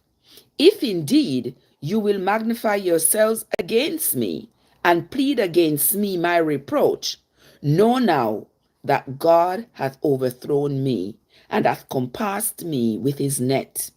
Behold, I cry out of wrong, but I am not heard. I cry aloud, but there is no judgment. He hath fenced up my way that I cannot pass, and he hath set darkness in my paths. He hath stripped me of my glory." It's quite, all of this, no, listen, it's quite all metaphorical. He says, "He hath stripped me of my glory and taken the crown from my head. He hath destroyed me on every side, and I am gone, and my hope hath he removed like a tree. He hath also kindled his wrath against me, and he counts me unto him as one of his enemies. His troops come together and raise up their way against me, and encamp round about my tabernacle. He hath put my brethren far from me, and mine acquaintance are verily estranged from me. My kinfolks have failed, and my familial friends have forgotten me. They that dwell in my house and my maids count me for a stranger. I am an alien in their sight. I called my servant, and he gave me no answer. I entreated him with my mouth. My breath is strange to my wife, though I entreated for the children's sake of my own body. Yea, young children despise me. I arose, and they spake against me. All my inward friends hate me, and they whom I loved are turned against me. My bone cleaveth to my skin and to my flesh, and I am escaped with the skin of my teeth. Have pity upon me, have pity upon me, O ye my friends, have pity upon me, for the hand of God hath touched me. Why do ye persecute me as God, and are not satisfied with my flesh? Oh, that my words were now written. Oh, that they were printed in a book, that they were graven with an iron pen, and lead in the rock forever. For I know that my Redeemer lives, and that he shall stand at the latter day upon the earth. And though after my skin worms destroy this body, yet in my flesh shall I see God. All right, this is Job's belief. Whom I shall see for myself, and mine eyes shall behold, and not another. Though my reins be consumed within me, but he shall say, why persecute we him, seeing the root of the matter is found in me? Be he afraid of the sword, for wrath brings the punishments of the sword, and he may know there is a judgment. All right, so that is Job's take on things. Job is doing everything, even right there, so to scare his friends. His friends are mad at him. He's upset at them. He's frustrated, right? So I think right there, so Job is trying to have the last say, to say, oh, we're not gonna laugh now, but I believe that on the last day, on this day of this judgment, I will see God. But I thought, as I read that, the thought came to my mind. I thought this judgment and this hope of resurrection had only come about in the New Testament with the story of Jesus having died. I didn't know that story was. I didn't even call to mind. I didn't pay attention to it when I read the Bible before. I didn't pay attention to that. That the Old Testament talked about people coming back to life. Oh, I didn't realize that. But here is Job having hope for the judgment. And Job didn't live after Jesus. Job lived before Jesus. So if he's talking about this judgment, this resurrection judgment, then clearly that was something that existed prior to Jesus. That was an ancient belief in Judaism. It was an ancient belief that you're gonna die, you're gonna come back, and there's gonna be this judgment. Why did I think that this only came about in the New Testament? Rather interesting. Well, now you know that Job had this belief that there was going to be this resurrection and this judgment. It was not just in the New Testament. Okay? All right. So now we know. Job said him alone are going to stand before him in this judgment. All right? Interesting. Let us continue. Let us continue. Yeah, maybe we can do 20. Maybe we can do chapter 20. And then I'm going to do my ear. Yeah. Yesterday I put the aloe vera and sitting in a this area can't wear gone away like this. It can't wear gone away like this. It have to wash out. Yeah, so I have to wash it early so that it can get for dry before I go work. Cause sometimes I wash my ear too late and the dreads take long for dry. I go work with my ear wet. That's not right. Anyway, I'm going to continue reading. We're going to read chapter 20. Chapter 20 said, all right, so now Job's other friend, Zophar is chiming in. Zophar is chiming into the conversation now. And Zophar said, Therefore do my thoughts cause me to answer, and for this I make haste. I have heard the check of my reproach, and the spirit of my understanding cause me to answer. Knowest thou not this of old, since man was placed on the earth, that the triumphing of the wicked is short, and the joy of the hypocrite is but for a moment. All right, so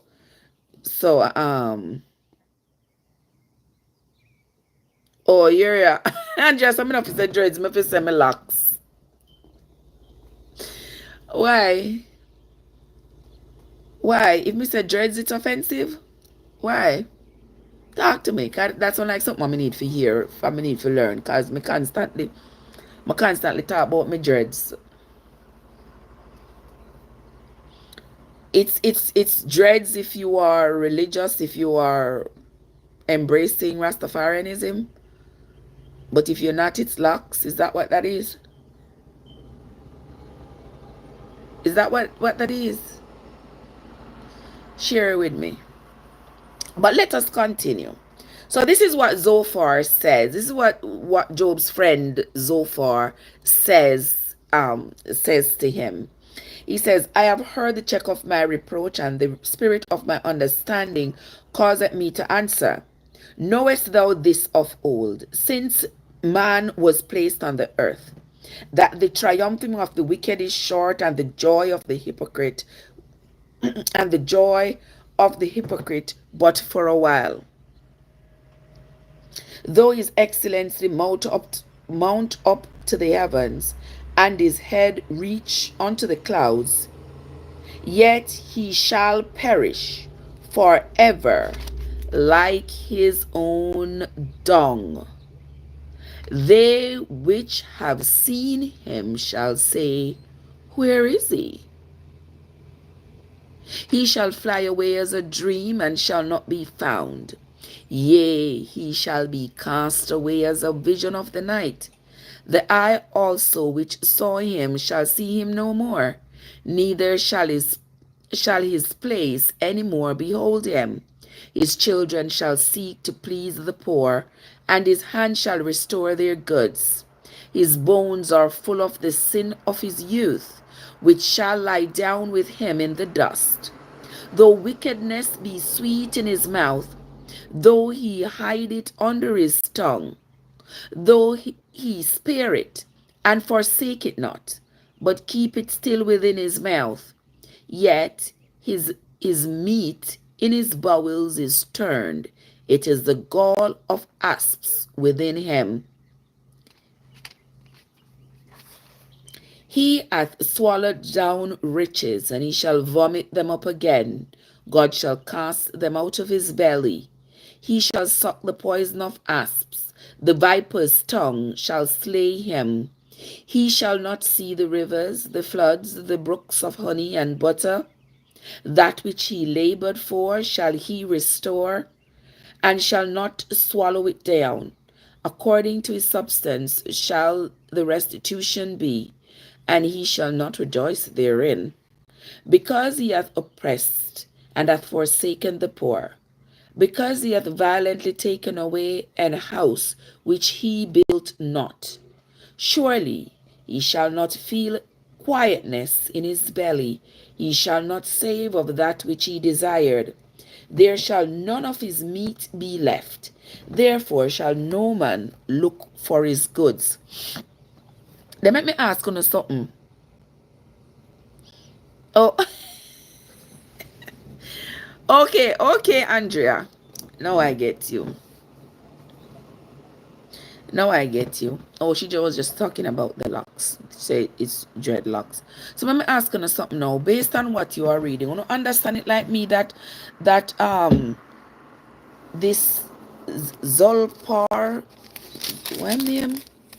Zophar, Zophar, a customer and condemn Job. Yeah, him not sound too happy at all. And he says, well, since you have had your say, let me have my say now about this whole situation. So here he is, he's having his say. And him not sound too happy at all. He says here in verse 20, surely he shall not feel quietness in his belly. He shall not save of that which he desired. There shall none of his meat be left. Therefore shall no man look for his goods. In the fullness of his sufficiency he shall be in straits. Every hand of the wicked shall come upon him. When he is about to fill his belly, God shall cast the fury of his wrath upon him, and shall rain it upon him while he is eating. He shall flee from the iron weapon, and the bow of steel shall strike him through. It is drawn, and comes out of the body. Yea, the glittering sword comes out of his gall. Terrors are upon him. All of this are like figurative speech, metaphorically speaking. All darkness shall be hid in his secret places. A fire not blown shall consume him. It shall go ill with him that is left in his tabernacle. The heaven shall reveal his iniquity, and the earth shall rise up against him. The increase of his house shall depart, and his goods shall flow away in the day of his wrath. This is the portion of a wicked man from God, and the heritage appointed unto him by God. So, so here comes Zophar. Zophar, it seems to me that Zophar is cussing out Job. Is that what he's doing? It's like he's cursing Job metaphorically, because it seems like Job is the person he's calling the wicked, and this is what you are getting from your God, because you see their belief is that God no punish good people, only wicked people. So it seems like to me that is what Zophar is doing here. Yeah. Because he said in verse 28, he said, the increase of his house shall depart, and his goods shall flow away in the day of his wrath. This is the portion of a wicked man from God, and the heritage appointed unto him by God. Exactly, Andrea. That's what I'm getting too. That it's a cursing of doom that Zophar is expressing there for Job. Yeah, him like, you can't tell me nothing. You can't tell me nothing. You do something. Remember the other friend said something about the wickedness of his youth. So it's either that they know of Job having done something bad and they believe that this is the retribution on him, or they are assuming that he must have done something bad that he's not telling them, and that is what has caused this curse upon him. Zophar lay it out, Zophar gave it to him good. And this made me want to hear, what was Job's response. What did Job say after that read up by Zophar? But that's what's up. God said exactly so. Yeah, that was a real good read up. He read him in rights, man. He read it. Yes, Job himself and his household. You remember the other one said, your household is going to abandon you, turn your back on you. And even when Job answered, Job says his maid in calling me them they not come, in wife scorn him, in wife afraid I'm breath, his servants them scorn him. Yes, so he has lost his power. Somebody says they were assuming that he must have done something wrong, but that was not the case. This is what somebody here, Charlotte. Good morning, Charlotte. Charlotte says they were assuming that he must have done something wrong. but that was not the case. All right. So Andres, Andrea say, what a friend not to have. Then it make Job say, in a chapter 19. Now it make Job say, I wanna come for you, no come here. How long you no come here to come vex me soul and bring me to pieces with no words? And Job vex. How Job call them again? How Job call them again? Miserable comforters. Job said Job said them are miserable. Mothers, mothers, good morning, mothers. Go put away your $2,000.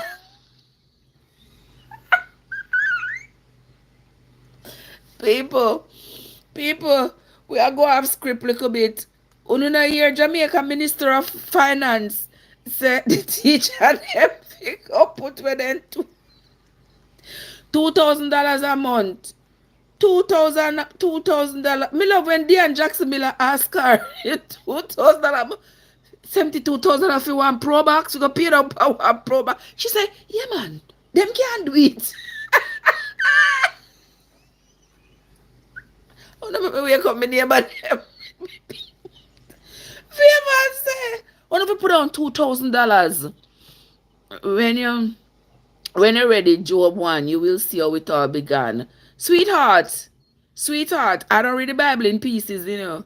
I started reading from Job 1. So that's where we're coming from, that why we are here, my love. Imades. So we are following the conversation. We are not just one verse bandits over here. We started out at the beginning so we can have our reference. Yeah. Mades, you tell me when you're ready if you put on the first $2,000. 3 years from now, you know how much going to be for that car? 72 months. I put in, you must put on no 2,000, on no $2,000, 3 years, so that's 36 months. You know if you put on no $2,000 each month, so you can pay down for no pro box in that 2028. And my soul, Lord. All right. She is way out of touch. Me don't know why them take a crayon them out of her hand and put money in her hand. Like seriously, who give Pitney money for spend? Like girl, bye with your foolishness. But people will put on 2,000. Me say when Diane Jackson Miller said that, she said, "Yeah man." Yeah. She said, "Yeah man, them can't do it." If you diligently put away $2,000 every month, you can't do it. Andrea says, me no wrong Job with investigation. Job spirit a come. Exactly. That's right, Andrea. Job already miserable. Job has already admitted that he is conflicted. He is confused because his idea of the people, based on what he has accepted to be his truth, what he has accepted is that only wicked people get sick and get treated like this by their God. So what him do when him think he has done, when he thinks that he has done everything good, he has tried to live an upright life, he making sacrifices, him go extra. He's like an orthodox, him extra with his worship for this God. And here he is, and here he is having been stricken with this sickness as though he had never been faithful to God. So this brings me to the question: do Christians expect favor, like favoritism from their God, as opposed to the people who don't worship like them or don't believe like them? Because sometimes it seems so, because we hear Christians say, my God, I gotta do it for me. My God, I gotta do it for me because me pray and me serve him and all of that. But then when it not happen to them, when it not happen for them now, then say like, every bad thing work out for good, or everything is in God's hand, God do it in his own timing, or they may find some other excuse. But but in actuality, there is nothing that could be done for you that can't be done for somebody else who don't believe. Because we have seen people who sing and preach and go to church or whatever, however they express them Christianity or their religiosity. And we have seen people like those experience illness, experience healing, experience sadness, experience death. And we have also seen that from the most vilest people. The most vilest people. We see them have the same experiences. So, me not think the math ain't mathing. Yeah, there's no preferential treatment, in my view. You can disagree. That's another thing if you don't disagree with. But anyway, when you get me now the feeling, can me want to hear what Job are going to say after this I read out. Andrea, I'm anxious, Sparkle. Morning, my love, how you doing? I am anxious to hear what Job has to say. Though I'm not going to stop the live now. But I'm anxious to hear what Job has to say after Zophar give him this a read up. Let's move on to chapter 21. Chapter 21 says, But then Job answered and said, Hear diligently my speech, and let this be your consolations. Suffer me that I may speak, and after that I have spoken. You can continue, mock me. He said, mock on, mock on. Me tell you, before I say the Bible funny, you think of Job, I make Job say, I'm going to say one last thing, and when me done, I'm going to tell you a piece of my mind, and when me done, you can continue mock me all on want. Job says, and after that I have spoken, mock on, mock on. As for me, is my complaint to man? And if it were so, why should not my spirit be troubled? Mark me and be astonished, and lay your hand upon your mouth. Even when I remember, I am afraid, and trembling takes hold on my flesh. Wherefore do the wicked live, become old, yea, are mighty in power? Their seed is established in their sight with them, and their offspring before their eyes. Their houses are safe from fear, neither is the rod of God upon them. Their bull genders and falleth not. Their cow calf and casteth not her calf.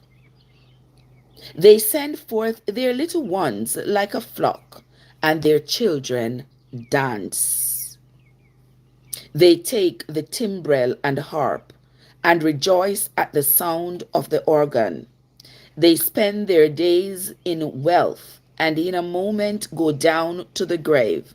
Therefore they say unto God, Depart from us, for we desire not the knowledge of thy ways.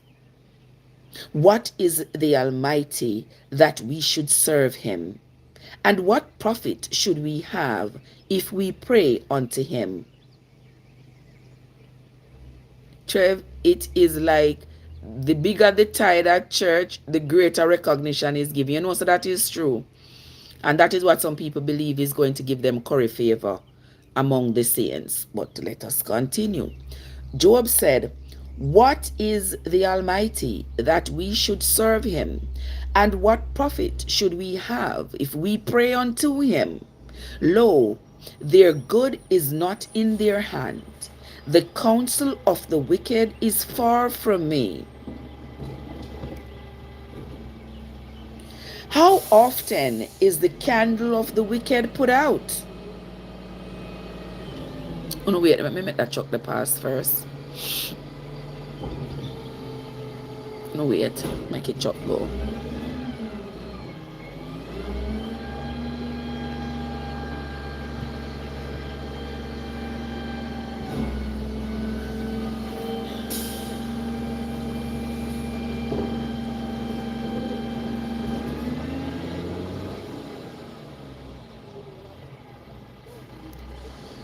Wait, me make me chop warm.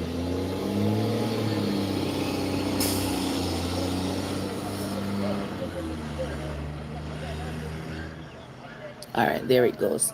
Let us continue. Job says, they spend their days in wealth, and in a moment go down to the grave. Therefore they say unto God, depart from us, for we desire not the knowledge of thy ways. What is the Almighty, that we should serve him? And what profit should we have, if we pray unto him? Lo, their good is not in their hand. The counsel of the wicked is far from me. How often is the candle of the wicked put out? And how often cometh their destruction upon them? God distributes sorrows in his anger. God distributes sorrow in his anger.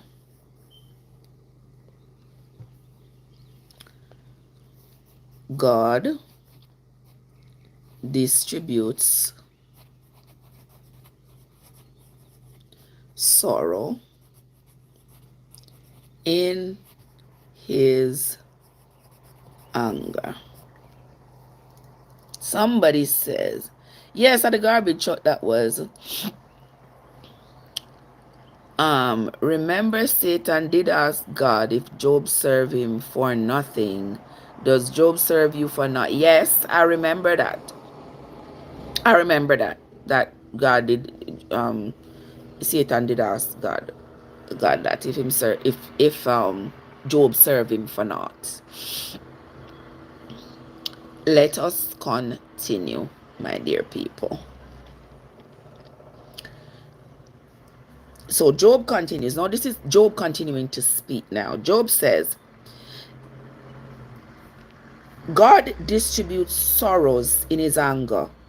They are as stubble before the wind, and as chaff that the storm carries away. God lays up his iniquity for his children. He rewards him, and he shall know it. His eyes shall see his destruction, and he shall drink of the wrath of the Almighty. For what pleasure hath he in his house after Jesus?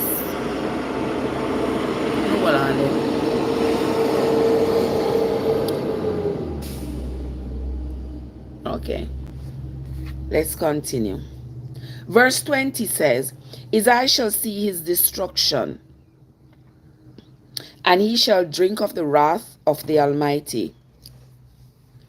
For what pleasure hath he in his house after him, when the number of his months is cut off in his midst?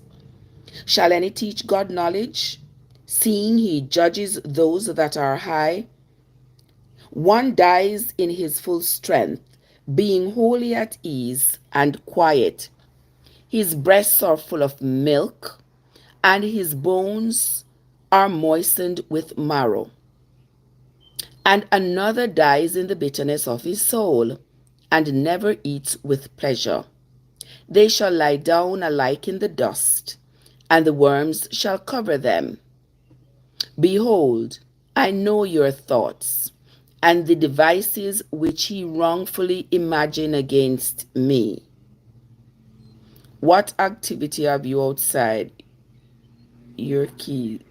Outside what? Outside my window. What kind of activities are going outside here this morning? Me not know. Me not even a look. My neighbor Karen did it. 2 car did it, but not the regular one. Yeah. Got they have visitors over. Yeah, I see them carry over there all the time. Yeah, so regular people them. I make me have fast that people in business. But the little 2-door sports car, yeah, me no see it. Me no see it from yesterday, no. She must have probably put in her garage. And them are 2 years dead the whole night. So, me no know. Oh shit. Oh man.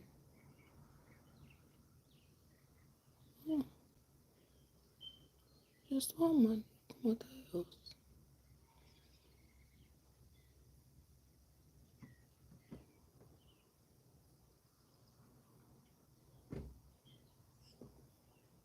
Okay.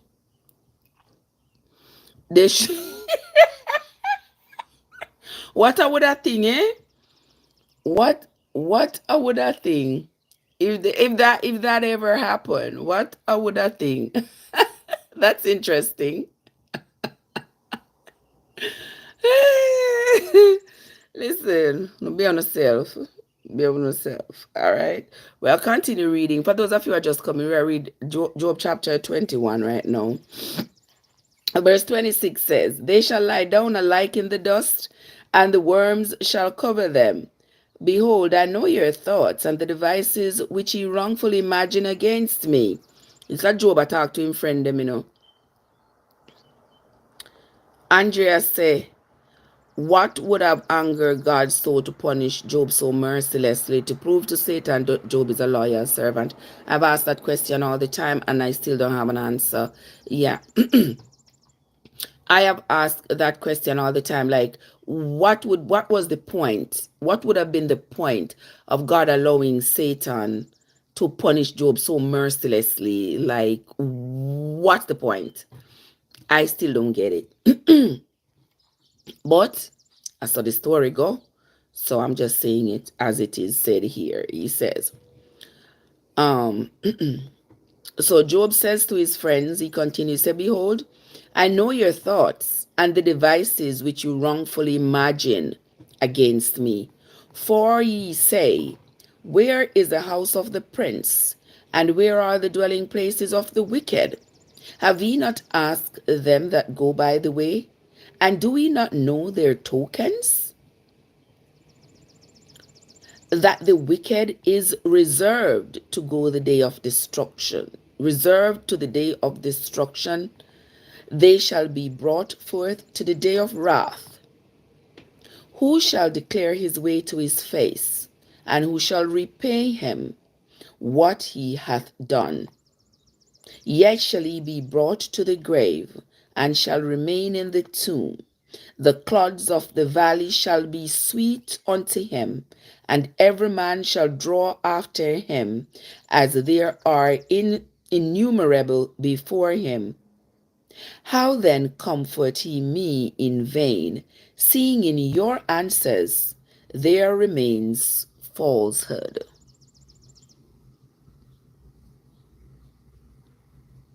Okay. Yeah. So here, put your what's up. Here, Job is Job is sort of at his wits' end. He is like, you know, I know you all are not going to agree with me. I mean, no one not go agree with me. You all have made it known to me how you all feel about how I feel about my whole situation.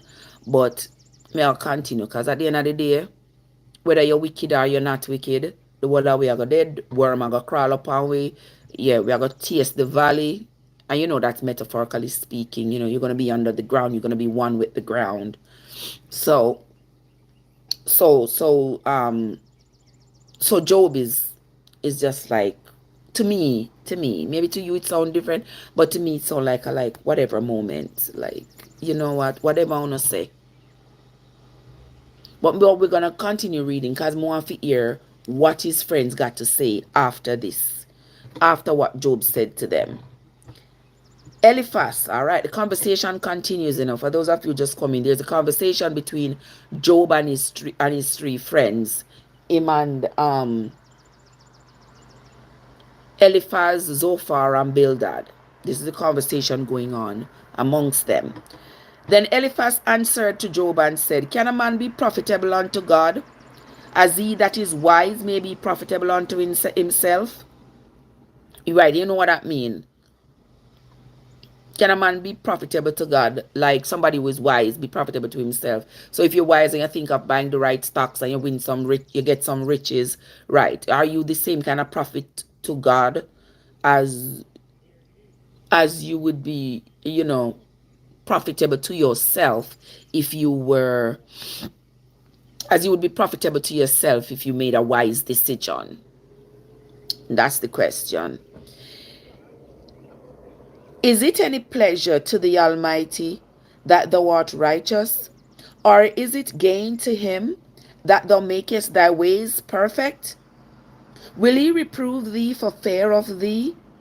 Will he enter with thee into judgment?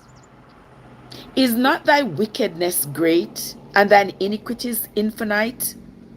For thou hast taken a pledge from thy brother for naught, and stripped the naked of their clothing. Thou hast not given water to the weary to drink, and thou hast withhold bread from the hungry. But as for the mighty man, he had the earth, and the honorable man dwelt in it. Thou hast sent widows away empty, and the arms of the fatherless have been broken. Therefore snares are round about thee, and sudden fear troubled thee, or darkness that thou canst not see, and abundance of waters cover thee. So you see, Job friend them a say, Job, you must do something like, you must do something while you are being punished. And if you never did anything, talk to me now. A righteous man, what is the benefit of a righteous man to God? And some people might say, so I think those are valid questions. It shows that these men are thinking, like they are evaluating what's going on with Job. And they're saying, like, all this thing where you say it, I go get. Wait there, get it. Where is it? Why your God a deal with you so wickedly? Somebody said, so I guess we are not, all right, but the expectation is that only one step would have a good resurrection. Oh, me miss some question. Somebody say, okay, why would he punish Job? Somebody says this, but the expectation is that only one step would have a good resurrection, have a good outcome. So I guess we are not living this life for this life. We are living this life for the afterlife. Hey, what would be the point? What would be the point? That's always been my question. Like, why would we live this life for the afterlife and not live this life for this life? Why would we? No, yeah, my phone I lose charge. Let me put it on this. I know all the people, my phone I lose charge.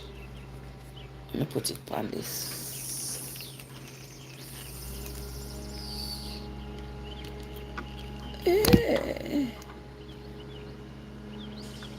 Okay.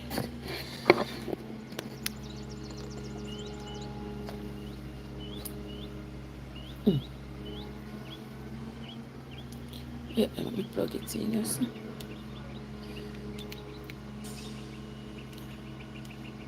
All right, let us continue. Somebody said, Job was scorned, criticized by his friends, condemned, and suffered mentally, physically, emotionally, verbally, all the alleys. That was a lot for one person to endure. You are absolutely right. But if you look at it, we do it every day. You sacrifice and you go to school so you can have a better life as a doctor or any other profession. Oh, you chalk it down like that. Tafara, what's up? I mean, this friend here, Eliphas, just ask a valid question. Like, what is your benefit to God? What is God having you worship him? What does that do for him? Yeah. what that do for him? What satisfaction does he get out of you worshiping him? That is a great question. Because I know a lot of people nowadays will say like, it why we gotta go out of our way to do all of this serving and praying and all of this. If God make we, he make we never did ask him to make we. So if he make we, why we have to go back now and continuously praise him and thank him and go down on we knee and go in a sackcloth and ashes and thank him all day long. Say, yes, me thank you for make me. And me thank you for this life I have, the life miserable no brute. The life, yeah. But me thank you still. Because if it wasn't for you, I wouldn't day here. But me day here I suffer like a dog. But me thank you. Like, we get those arguments from people all the time, and we can't dismiss those arguments because those are valid arguments. Those are valid questions. Somebody say, is it because of loyalty? But the thing is, why do we have to be this consistently loyal to him for him to even acknowledge us? I don't like that premise of Christianity, that you must be constantly loyal to God and you must continue to pray to him and kneel down before him and give him all these praises and everything for him to acknowledge you. Me serious as a heart attack. Me serious. Just for him to acknowledge you.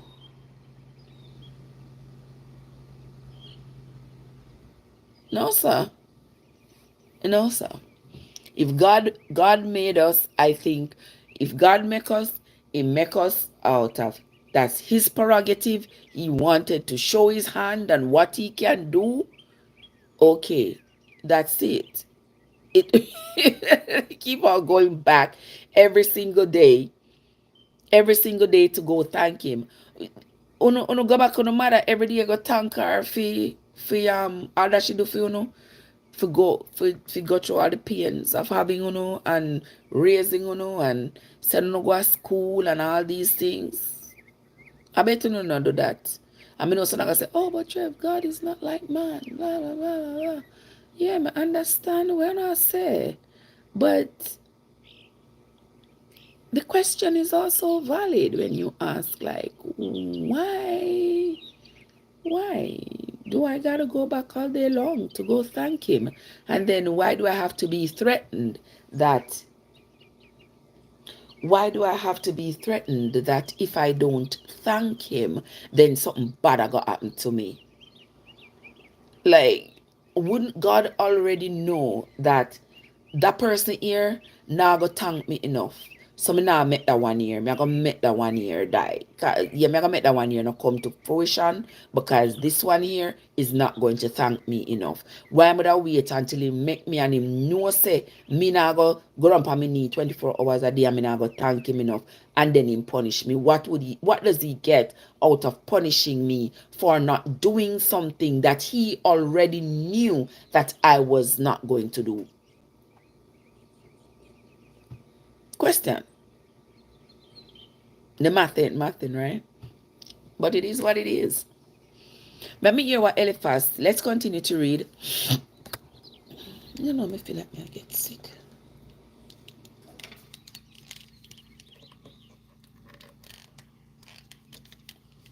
Okay, I was trying to fix that differently, but it now work. Anyway, let us continue. Let us continue. Verse 22, Eliphaz says, is it any pleasure to the Almighty that thou art righteous? Or is it gain to him that thou makest thy way perfect? Will he reprove thee for fear of thee? Will he enter with thee into judgment? Is not thy wickedness great and thy iniquities infinite?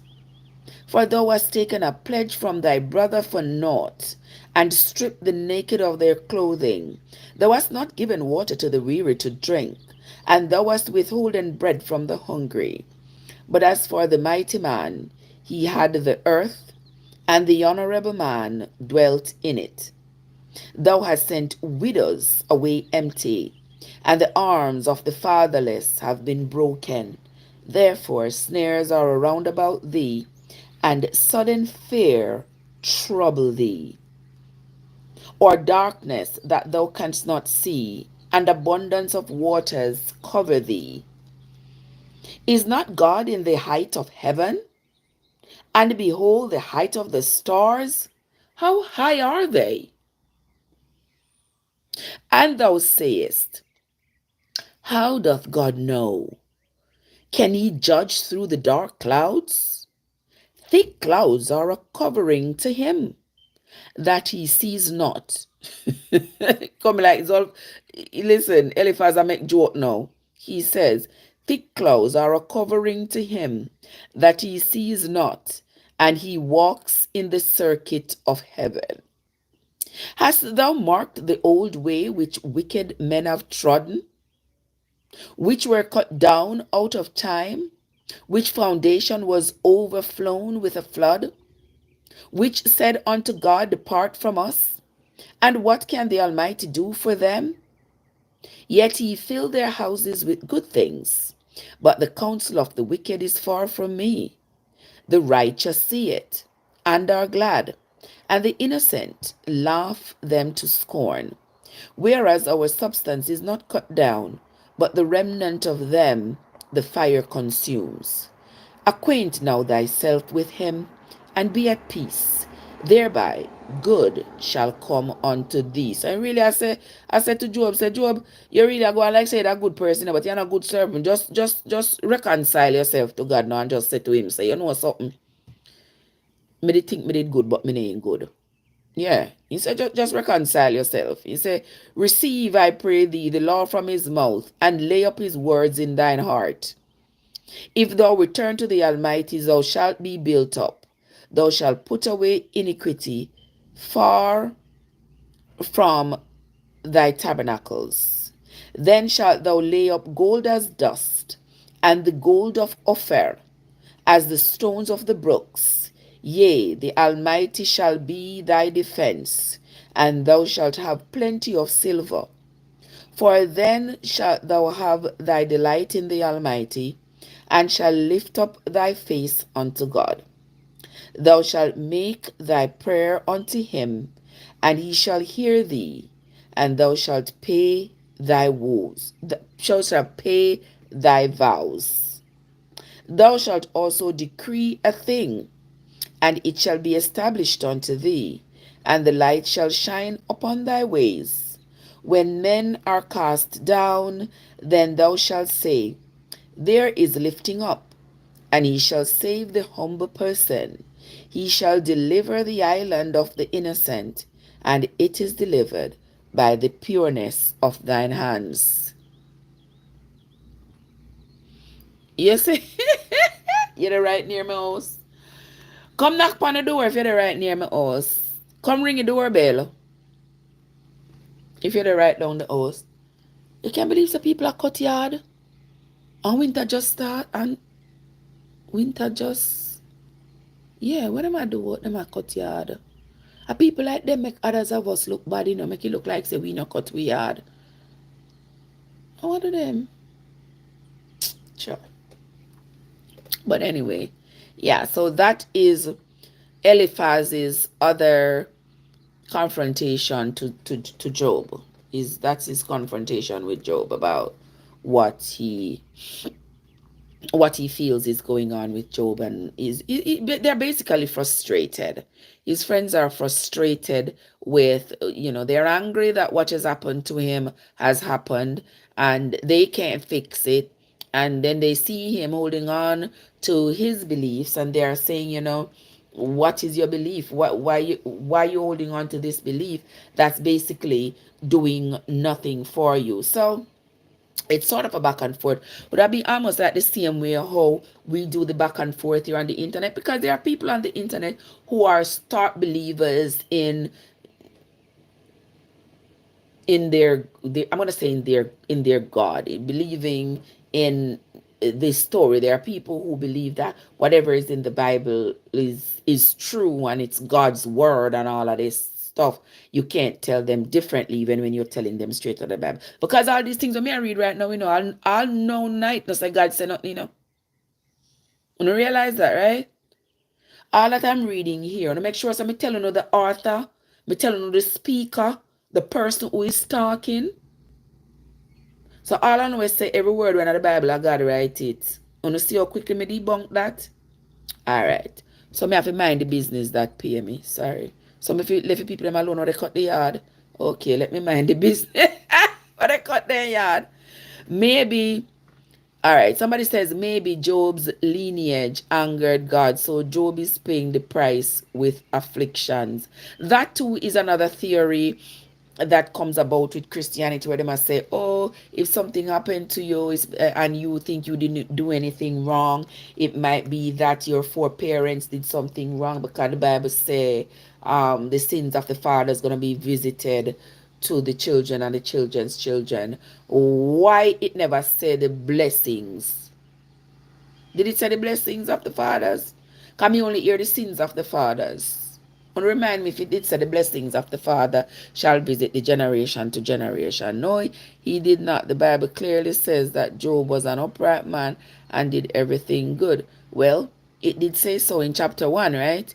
It said that he was an upright man and he did everything good. He did everything good in the sight of God. But remember, that was Job's thought of himself.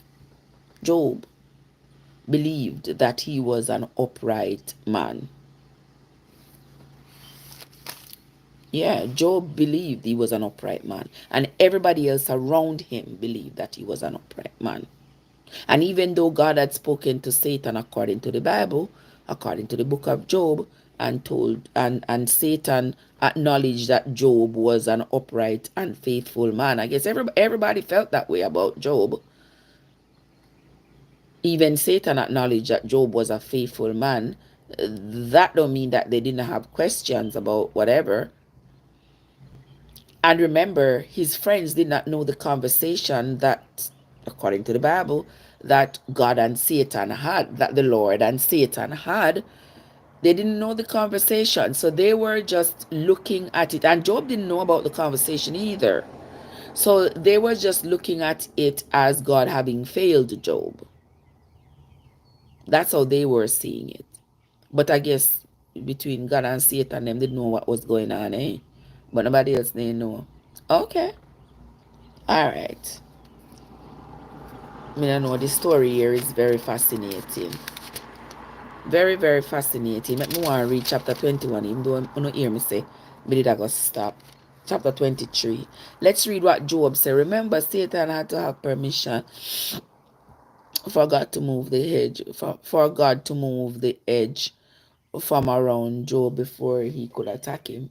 Oh yeah, I remember we had read that there was an edge of protection around Job. But may I say, why would God remove that edge of protection to allow Satan? The fundamental question still remain as to what was expected to be achieved by putting Job through all of this to prove a point to Satan. He didn't have to prove a point to Satan. All him could have do is just Satan and make everybody else go and go live in peace, in my view. But anyway, me I go read chapter 3. Let me hear what Job have said to them again. After said to Eliphaz. Job answered to Eliphaz and said, Even today is my complaint bitter. My stroke is heavier than my groaning.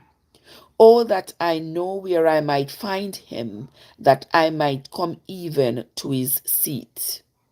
I would order my cause before him and fill my mouth with arguments. I would know the words which he would answer me and understand what he would say unto me. All right. Was there a third party within the conversation with God and Satan? My question exactly. I asked that question a million times. And I said, who was the author of this story? Because the author of the story, the person who was writing, clearly would have been the ears. Because the person talk about God, it didn't say I. Didn't talk about the first person, say, I spoke to Satan. And it didn't say, I spoke to God. If Satan was writing, Satan would say, well, I spoke to God. God was speaking and said, I spoke to Satan. The author says, Satan come before God. So clearly, that person would have been the ears to that conversation. Or God or Satan tell that person the conversation. Or was that person just there? I don't know. I don't know. I don't know. But when we read the Bible, these are some of the questions that come about. If anything, it should have said, I am going to put exactly, God. Exactly. He said, if anything, it should have read, I am going to protect him, and there is nothing you can do about it. Exactly. Exactly. Now you see, that is why I keep saying, when people say, oh, the Bible was written by men inspired by God, the Bible wasn't written by nobody inspired by nobody. Yeah. Not go so. Not go so. Because you see here, you see the conversations that's going on here. That not sound like no God inspire somebody. God inspire this contradiction that's going on, this confusion that's going on, this argument that's going on between Job and his three friends. And God inspire somebody to write this.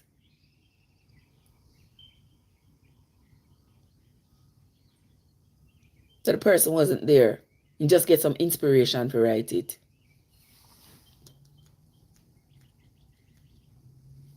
And he know the name of the people and all the things that happen. What a glorious inspiration. Like, child, please give me a break. Not no, so. But anyway, we read but we don't judge. We read but we don't judge. Let us continue. Then it says, will he plead against me with his great power? Shala Black's in another place. Shala Blacks, what's up? How you doing, my love? Good to see you. I could continue reading. That's something here, people. I could see. Verse 5 says, I would know the words which he would answer me and understand that what he would say unto me. Will he plead against me with his great power? No, but he would put strength in me. There the righteous might dispute with him. So should I be delivered forever from my judge. Behold, I go forward, but he is not there, and backwards, but I cannot perceive him. All right, you hear? That is Job. Job says, opulent, how are you doing, my love? So you see, thank you, Shala. Thank you, my love. I appreciate you. So here he is saying, Job says, I go forward with my thoughts and I go backward with my thoughts, and none of it seemed to be pleasing to me. You love me here? Yeah, thank you. I love it too, my love. Yeah, thank you. Yeah, so here's Job saying he goes back in his thoughts, he goes forward in his thoughts, and he still seems as though he can find no peace. His thoughts seems to be all muddied with uncertainty. So let us continue. And here he says, verse 8, he said, behold, I go forward, but he is not there, and backwards, but I cannot perceive him. On the left hand, where he doth work, but I cannot behold him. He hides himself on the right hand, that I cannot see him. But he knows the way that I take. When he hath tried me, I shall come forth as gold. My foot hath held his steps. His way have I kept and not declined. Neither have I gone back from the commandment of his lips. I have esteemed the words of his mouth more than my necessary food. But he is in one mind. And who can turn him? and what his soul desires, even that he does. For he performs the thing that is appointed for me, and many such things are with him. Therefore am I troubled at his presence when I consider I am afraid of him. I am afraid of him. For God makes my heart soft, and the Almighty troubles me, because I am not cut off before the darkness, neither hath he covered the darkness from my face.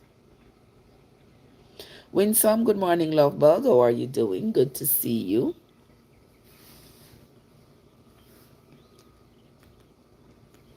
Okay.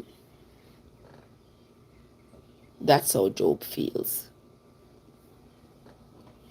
We are going to. May I read Job? I just finished reading Job chapter 23. We just finished reading 23, Winsome. How are you doing, my love? Yeah. I'm going to read 24 because I want to forget the full gist of the story of what is being said here and who is talking. All right. Let us continue. Now, Job continues to speak. Libert, what's up, my love? Job continues to speak, and he says, why, seeing times are not hidden from the Almighty, do they that know him not see his days? Some remove the landmarks. They violently take away flocks and feed thereof. They drive away the ass of the fatherless. They take the widow's ox for a pledge. They turn the needy out of the way. The poor of the earth hide themselves together.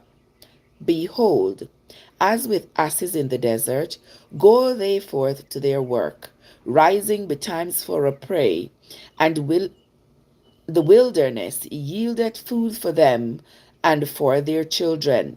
They reap every one his corn in the field, and they gather the vintage of the wicked.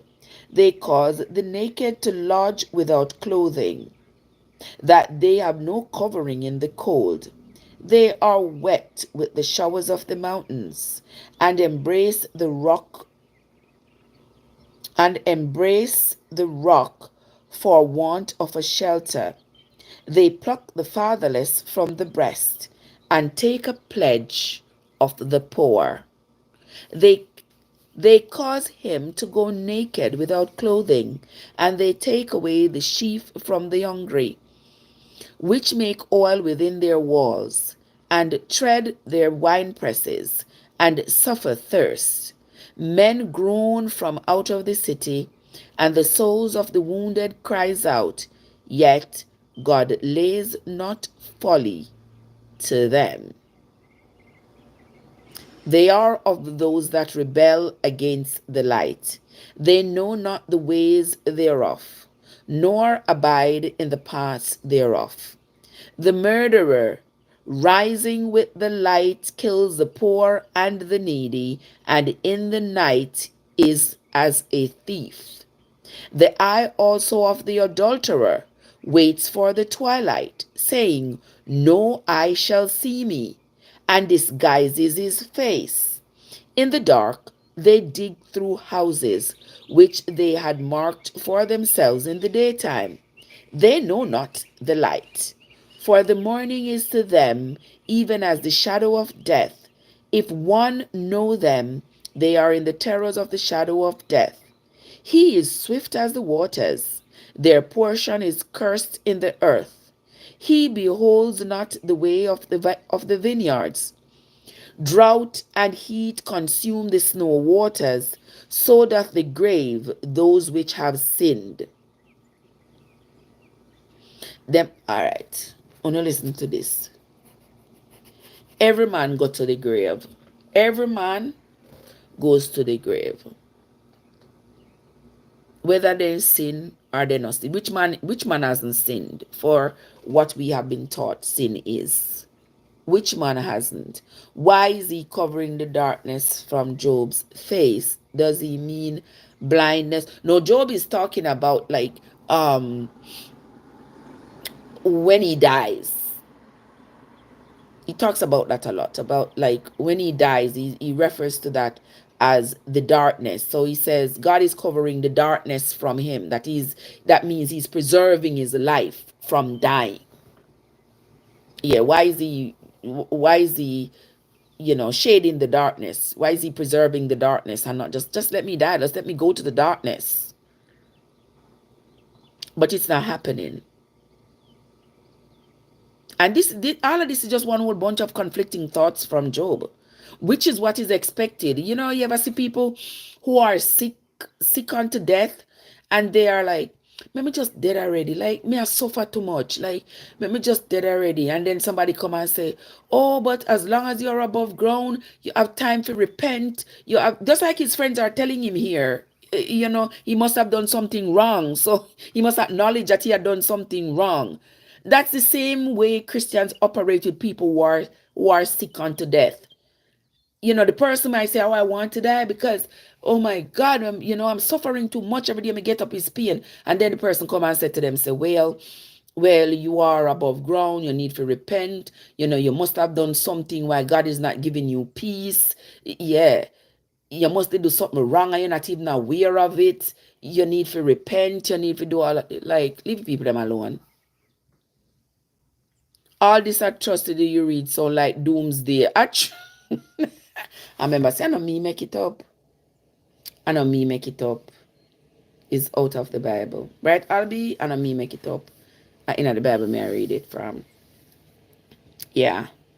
So that is what Job is facing. Let us continue. Job says, "Drought and heat consume the snow waters, so doth the grave consume those that have sinned." He never ever said those that have sinned. Same so the grave consume mankind. He never have to say those that have sinned. Because whether you think you sin or you don't know your sin, that is still going to be all our lot. All of we are going to go underneath the ground. So it's not those that have sinned. It's everybody. "The womb shall forget him. The worm shall feed sweetly on him.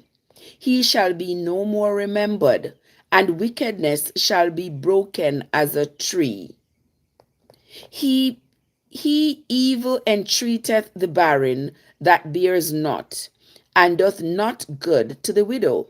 He draws also the mighty with his power. He rises up, and no man is sure of life. Though though it be given him to be in safety, whereon he resteth, yet his eyes are upon their ways." Yes, Job still believe that. He believed that, God is watching everybody, and he has this pent up energy of wrath that when him get up and him unleash it on everybody, everybody I could just feel it. Like when him talk about his fear, by me reading this, I can feel Job's fear. "They are exalted for a little while, but are gone and brought low. They are taken out of the way as all other, and cut off as the tops of the ears of corn. And if it be not so now, who will make me a liar and make my speech worth nothing?" You hear that? That sounds so harsh. Of course it sounds harsh because it is. I know the Bible is there. That's the harsh truth of what is written in the Bible. And Job said, and if what he is saying of his belief is not true, who is going to make a liar out of him? Who going to make a liar out of me? Who is going to make my speech worth nothing? Nobody is going to be able to. And that is the reality of it. Nobody. You can make, there's no way that what you believe, you can make it to be true. And there's never going to be a time that somebody's going to be able to say to you that what you are, is going to prove to you that what you are believing is not true. Yeah, Job said, who going to make a liar out of me? Who going to make what my speech to be worth nothing. Nobody can do that. You're gonna be dead. Your words are gonna be gone. That's him unconsciously there acknowledging the cycle of life that makes those that are already gone unaccountable for what is to come. Friday, Joseph, happy Friday to you, Joseph. And the lovely people in the house. Happy Friday to you. Akoya, on read some up on live until 10 o'clock. Yeah, that is going to be,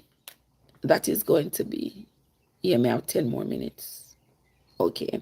But we are going to continue. We are going to continue because the book of Job is really nice. The book of Job, yeah, is thought-provoking. And I like that. Then Job say, let me see who is talking now. No, this is not Job now. We are switched now. Somebody else is talking now. So now this is Bildad. So after Job say all of that, so if even what me I say is not true, nobody now got did it to prove me wrong. There's going to be nobody to prove me wrong because you don't have the answers either. So we just have antagonistic arguments, but none of us have the real answer. It's just a belief. Me believe or me believe, uno believe or uno believe. Me can't prove uno right, uno can't prove me right, me can't prove uno wrong, uno can't prove me wrong. So everybody just hold on to them belief and keep going. As the author or transcriber of this journal of the scripture is an eye-opening, strong wording. Well, yes.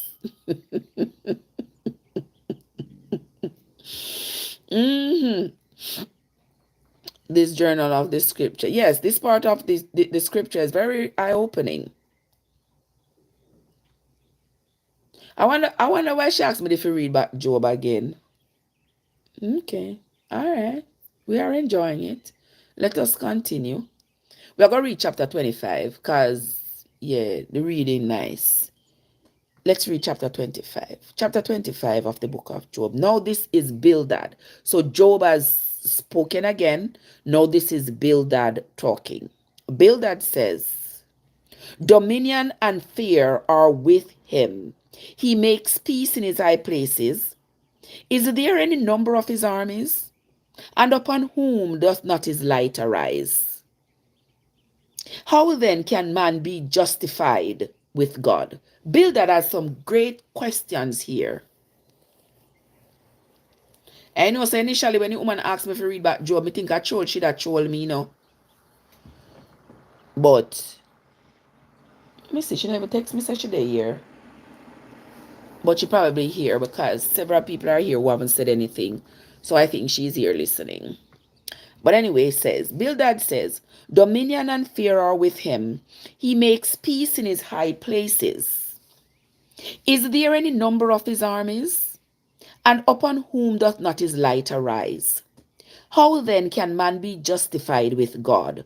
Or how can he be clean that is born of a woman? Behold, even to the moon and it shines not. Yea, the stars are not pure in his sight. How much less man that is a worm? And the Son of Man, which is a worm? Those are Bildad's question. Like, how much are we worth to God that he should make us, put us here and then reduce us to a worm? Bildad says, how much less man that is a worm? And the Son of Man, which is a worm? He's like, wow. All right, Job. All right. Oh boy. Bildad's got questions. Let me see who is going to answer to him. Job is going to answer to him. Job is going to answer to him. Make we hear. As much as me will want to get up, come well want go color me ear and something. But the story is nice. And that is why I like to read the Bible the way I read it, because I like the continuation. So we can follow this story, because it's when you follow the story like this that you remember what happened in the story. And that's when the story makes sense to you. That is when your mind is stimulated to ask the relevant questions. When you read one little verse out of the Bible, your mind is not stimulated because you don't know who asked the question. You don't know who asked the question. You don't know who is speaking. You don't know what the conversation is about. There's no context. Right, Michibu? What I say? But me did ask you to read Job again last week, and we were discussing something in Revelation. True, you always ask me to read and read and read and read again. Yes, last week we had talked about how Satan was up in that heaven and wait for the little boy baby for born. Anyway, so many people who haven't read the Bible, when we read the things that are in the Bible, they get upset. But may I tell them, so don't get set or get upset. Just get on board and come sit down with me and listen to when I'm reading. Because I don't want novel me I read from somebody, from, a famous writer. I know the Bible. And when the Bible may I read. So if you don't agree with when me read, I want the Bible. Somebody know what to tell you.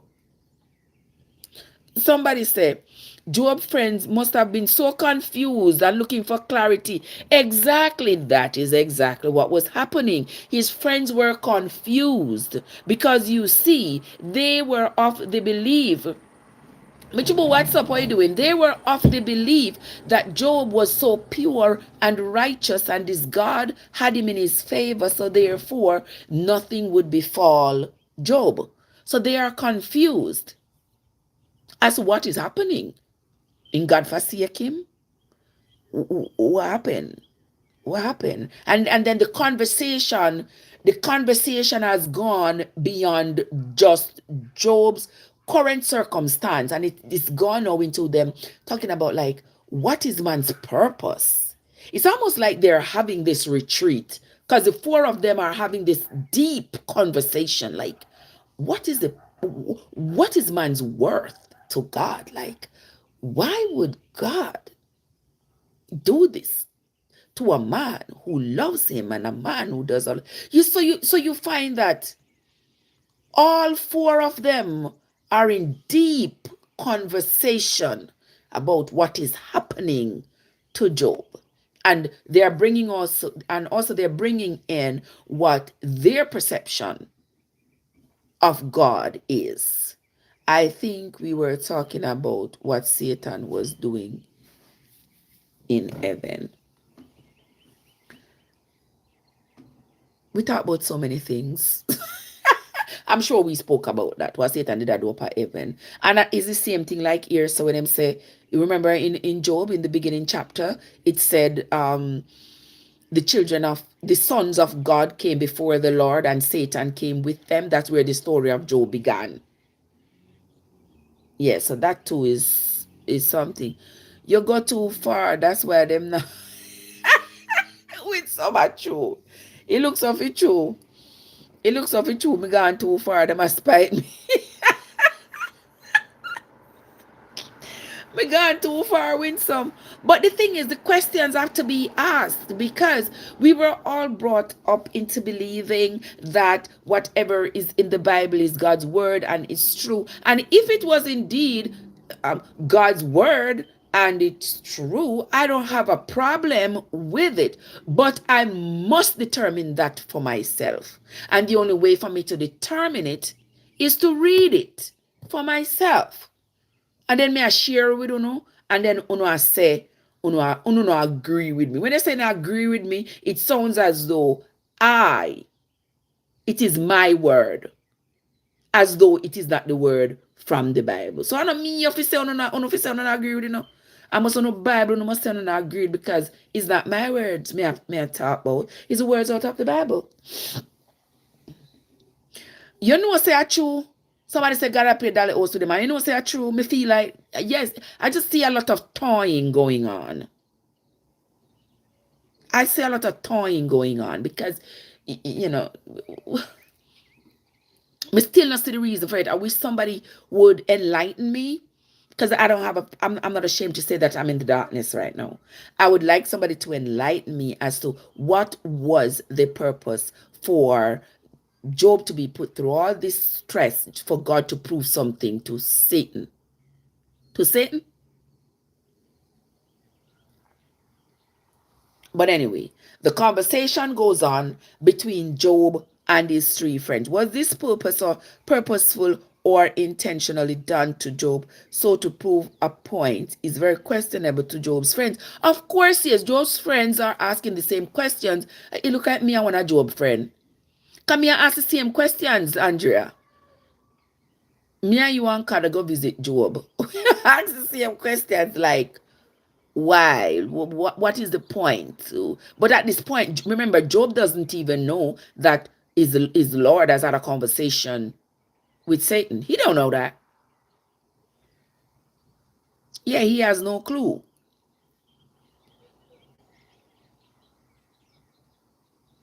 He don't know. But here they are having this conversation. You know, the friends are looking at the reality of what is going on, and they're asking, Andrew, what's up? And they're asking the relevant questions. You know, somebody left me to carry up my charger last night. Did I carry up my charger last night? I remember still left it.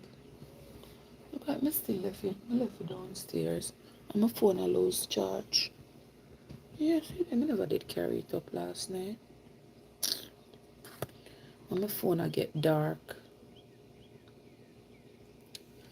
Me say I must want but this because it keep on. Hold on. They say every day my phone I lose charge. I true. I told oh no me there chatting 3 hours to think about it. Yeah, 3 hours now me there a chat. So of course yes, that's why the phone I lose charge every day. Every day. Alright, see me there now. Me and the charger every day. Alright, so make we continue. Make we continue now and see what else what else is the conversation. So Job is going to now answer to his friend Bildad.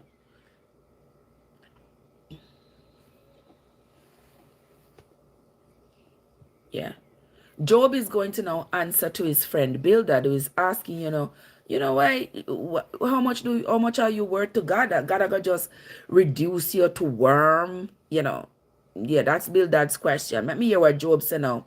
So Job answered and said, how hast thou helped him that is without power? How savest thou the arm that hath no strength? How hast thou counseled him that hath no wisdom? And how hast thou plentifully declared the thing as it is? To whom hast thou uttered words? And whose spirit came from thee? Dead things are formed from under the waters, and the inhabitants thereof. Hell is naked before him, and destruction hath no cover. He stretches out the north over the empty place, and hangs the earth upon nothing. He binds up the waters in his thick clouds, and the cloud is not rent under them. He holds back the face of his throne, and spreads his cloud upon it. He hath compassed the waters with bounds, until the day and night come to an end. The pillars of heaven tremble and are astonished at his reproof. He divides the sea with his power, and by his understanding he smites through the proud. By his spirit he hath garnished the heavens. His hand hath formed the crooked serpent. Lo, these are parts of his ways, but how little a portion is heard of him. But the thunder of his power, who can understand? So Job, somebody says, I think it's safe to say we all need to come together collectively and buy you a new phone. No. Me no need no new phone. Me no need no new phone. Me have my phone. How are they? Me have my phone them. My phone them. Me have my phone them. Me no need no new phone. Me have this I want Note 10 right here. So look up how much for one Note 10. Me no ramp me no buy all the clothes by myself. Look at things. I have one Note 10 here, so I have one Note 10 downstairs. The next one, yeah, is a, I don't know, Galaxy 24. I don't know, something like that. I think I want Galaxy something 24. S24, S23, S22, something like that. S20 something. That one there. And this, I'm a Galaxy Fold. Me no buy a cheap phone. Behave on yourself. Yeah. Right, Andrew? Yeah, I'm gonna buy a cheap phone. I even get together if I go buy my phone a cheap phone and I go buy. Me don't want a cheap phone. And this here is my Galaxy Fold. See there? This is my Galaxy Fold that opens up, turn into a whole computer, has its own mouse and its own keyboard. Watch yourself. Watch yourself. Show me what you got. So if I get the money for buy the phone, just give me the money. Oh my goodness. Oh no, that is me. What I say? Job is too loyal to God. He is straying from the point, finding an excuse to justify his condition. I am lost. You are not the only one lost. Me too. Job is oh God. Me here just say me at this the program. Now so me not this the program. Me not this the program at all. You know say cards soon come back for me. If you clap back them always worse than our comebacks. She's so give me a good clap back. Now worry yourself. Yeah. So you are not alone, Andrea. On a serious note, you are not alone that you are lost. You know, the fact that Job did not know the conversation that was had between God and Satan on his behalf, and he is still holding so fast. I guess that is what Christians would want you to do, to hold on, to say, though they persecute you, still will I trust him. You are not. Yeah, but them dog, them make up nice. No matter how you see the proof in front of your face, you are still going to ignore reality and still hold on to a fantasy. That is what they want. That is the only reason why this story of Job is in the Bible and is being used so deliberately all the time to encourage people to hold on to faith, man, no matter what happened, because they knew, they knew that people were not holding on to this faith because people were asking questions. It's the same way our Job friends are asking questions.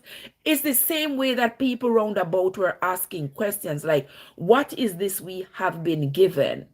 And the thing is, we alone have been given all of these instructions. Nobody else has been given. That was always that's too has been one of my questions. Like, if God was giving these instructions, and these instructions that he was giving to Moses for mankind, my question has always been, why would he not have given it to the entire world? Why would it have been that only Jacob's descendants were worthy of getting all of these instructions that were supposed to lead them closer to the Creator? Why would it be, if this God loved the entire world and wanted the entire world to know of his teachings, why was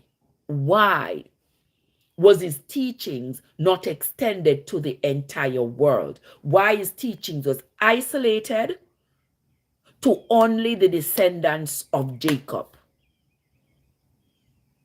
Yes, it was only to the descendants of Jacob, the children of Israel, only to the people who were born from Jacob's tribe, only to them. And my question is, why? Why the rest of the world was not considered for these good teachings?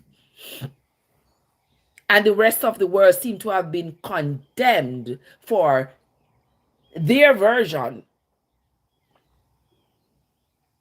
of religion. What it never said God go to them and say, all right, me notice say uno build on local statue, uno worship on local statue. Me don't want to know if worship on no statue. Me want to know if join with Moses, join with the children of Israel and worship just me. How comes we never hear that? All we hear is that the children of Israel not to talk to them because they are going to corrupt you and make you not believe what I have told Moses for you to believe. That's my question. Exactly. That is my question. I said I was just being nice because you come and learn and read the Bible for us and keep us entertained. You are so sweet. Me not like how you're so calm with that response there, no card. Something else I go come or maybe because me I read the Bible now. Yeah, wait for me for later. You sack me below the belt. You do realize that that was our people. Right. So maybe if we did keep our kitchens to ourselves, then the Europeans might not have twisted and put us through slavery. Well, you may have a point. You may have, Karen, what's up? You may have a point, but me don't know about the, you know, Europeans coming and twisting. Maybe that's why the Bible say, Moses said God tell him say he wasn't supposed to mix with the outside world. They were supposed to stay together. And anybody who go mix with the outside world, he want to discard them. Me don't know. I don't know. I can only say what I see here on the pages. Because anything is possible.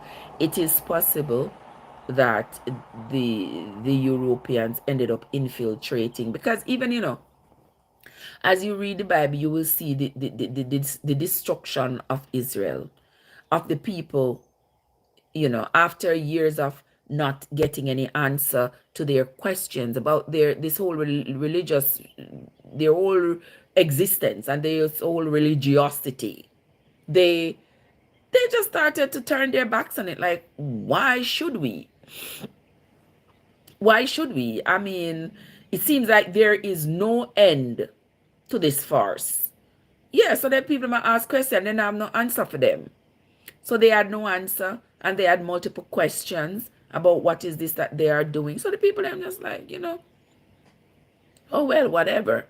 So if somebody else infiltrated and came and told them something else, them not have no choice but either to believe or not to believe, because even what was given to them by Moses to have said to be given to them to him by God, even that the people could not prove and the people didn't want to continue holding on to. That's what led to the destruction. Like, what was there to hold on to? That's what it says. That's what I believe. But let us continue with what Job said. Oh, I finished reading 26 already, where Job said, lo, these are parts of his ways, but how little a portion is heard of him. But the thunder of his power, who can understand? Nobody. And Job continues. I will finish hearing what else Job has to say. And Job continues and he says, he continues his parable. Remember, tell us it's a parable. Everything that them are talking a parable. All right. So Job continues with his parable and he say, as God liveth, who hath taken away my judgment, and the Almighty, who has vexed my soul, all the while my breath is in me, and the Spirit of God is in my nostrils. My lips shall not speak wickedness, nor my tongue utter deceit. God forbid that I should justify you. Till I die, I will not remove my integrity from me. My righteousness I hold fast and will not let it go. My heart shall not reproach me so long as I live. Let mine enemy be as the wicked, and he that rise up against me as the unrighteous. For what is the hope of the hypocrite, though he hath gained, when God takes away his soul? Will God hear his cry when his trouble come upon him? Will he delight himself in the Almighty? Will he always call upon God? I will teach you by the hard, I will teach you by the hand of God. That which is with the Almighty will I not conceal. Behold, all ye yourselves have seen it. Why then are ye thus altogether vain?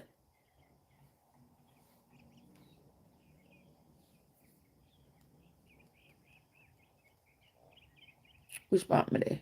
Verse 13 said, This is the portion of a wicked man with God, and the heritage of oppressors, which they shall receive of the Almighty.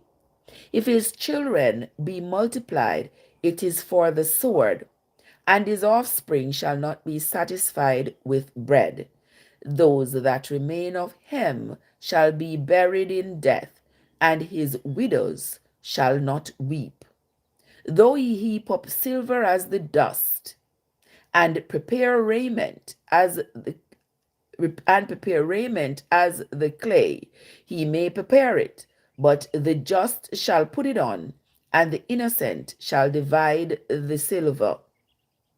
He built his house as a moth, and as a booth that the keeper makes. The rich man shall lie down, but he shall not be gathered. He opened his eyes, and he is not. Terrors take hold on him as waters. A tempest steals him away in the night. The east wind carries him away, and he departs, and as a storm hurleth him out of his place. For God shall cast upon him, and not spare.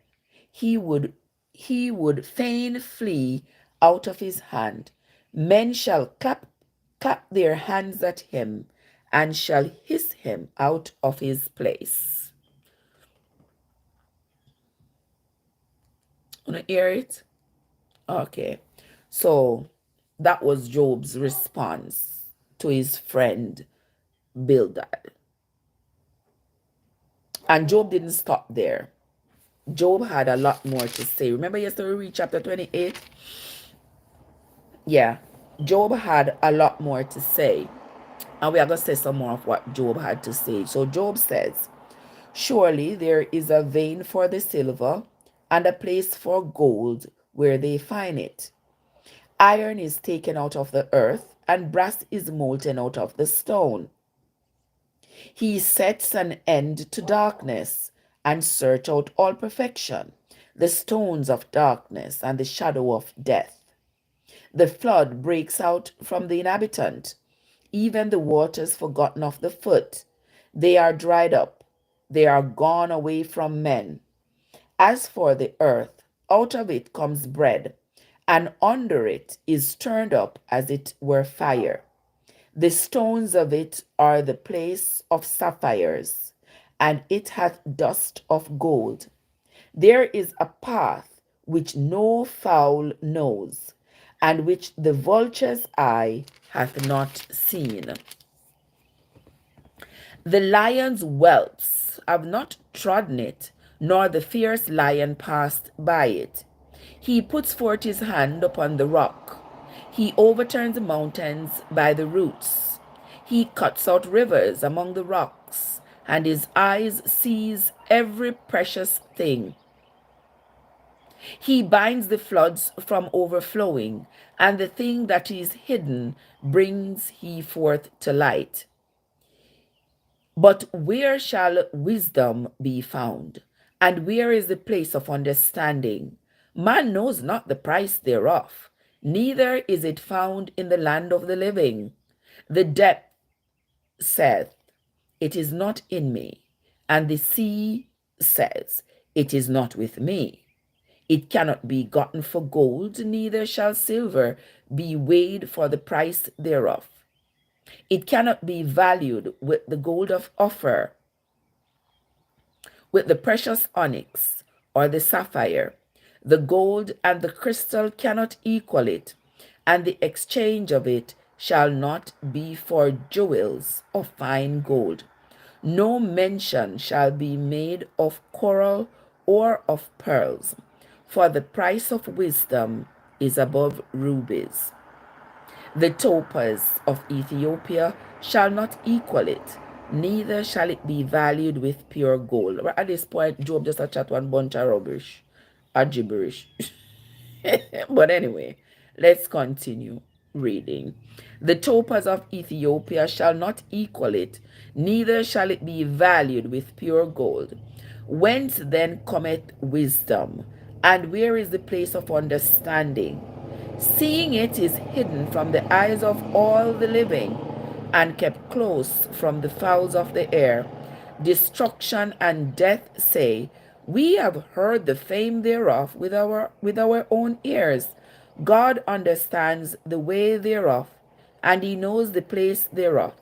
For he looks to the ends of the earth, and sees under the whole heaven, to make the weight for the winds, and he weighs the waters by measure. When he made a decree for the rain, and a way for the lightning of the thunder, then did he see it, and declare it. He prepared it, yes, and searched it out. And unto man he said, behold, the fear of the Lord, that is wisdom, and to depart from evil is understanding. He was just chalking it up to what he know as value in his time. Exactly. He was, you don't see it as gibberish at all. Well, it has some value. It's metaphoric, to say the least, but it does have some value. With even just going on and on and on and on and on and on and on, it's not something that cannot be appreciated, like he's saying, the stars and the clouds and the sun and everything that's under the sky and all of that. He knows and he controls all of this. It's like the same thing, like his friends were saying, like, all of this, we don't know who control it. You don't know who control it. You say it is God, but where is he when you need him? They are valid questions. You need him right now, call him. When him there for come to your rescue. They are valid questions. Those are valid questions. And Job just went on and on and on about the tree and the sea and the bird and underneath the sky and how God can move the mountain. He root up the mountains and the rivers, and can stop the water from running and all of this. Like, okay, Job. I can just see his friend sitting there saying like, okay, Job. Okay. Knock your bad self out. Let me drink my little turmeric tea in peace. I think Job only got to 31, you know. Why only met me? Oh no, you not only got to 31. Let me drink local water.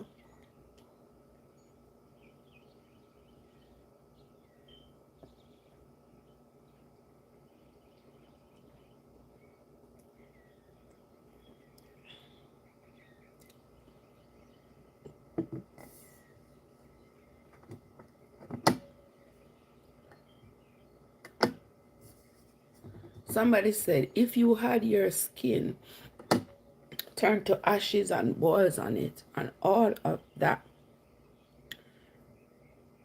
when you had chat, wouldn't if if you had your skin turn like that, wouldn't you talk foolishness too?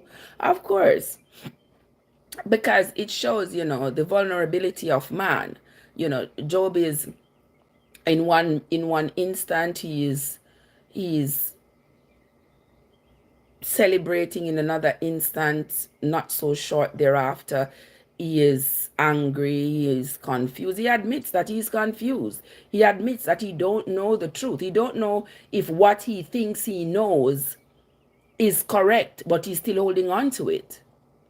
I think he's yeah, being a little honest too. He's saying he's appreciating the things that man cannot accomplish. And he's attributing those things to a higher power, higher being. And he's like, well, I don't know if I know, because there will be nobody to prove me as a liar. There will be nobody to tell me that, what I think, what I believe to be true is not. But I'm just going to hold on to it because, hey, it is what I believe. And his friends are like, well, Job, what you believe isn't working out for you. And him say, well, I'm in a business.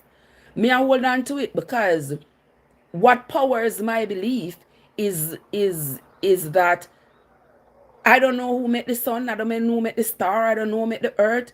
Whatever that energy is, that energy is also responsible for me having emerged from my mother's womb. That energy is responsible for the mountains moving, for the trees. That energy is responsible.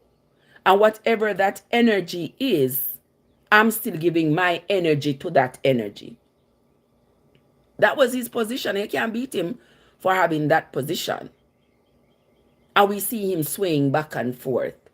Because as much as he wants to entice that energy and invite that energy to come and do something for him, to show his friends that this energy exists, he also says, well, I know that is not going to happen. Because that energy, I don't know of anybody having that intimate experience with that energy. So I know it now go happen. But it would have been nice, because if that ever happened, it would have shut him up. But him know it now happen. So what to do? He's moving right along as it is. Okay. All right. Me tell you something. I got gone 2 hours ago. I'm still stay here and chat with you for a little bit longer. Well, me I go end it right now, because me have to go do me hair and get me hair dry before I go to work.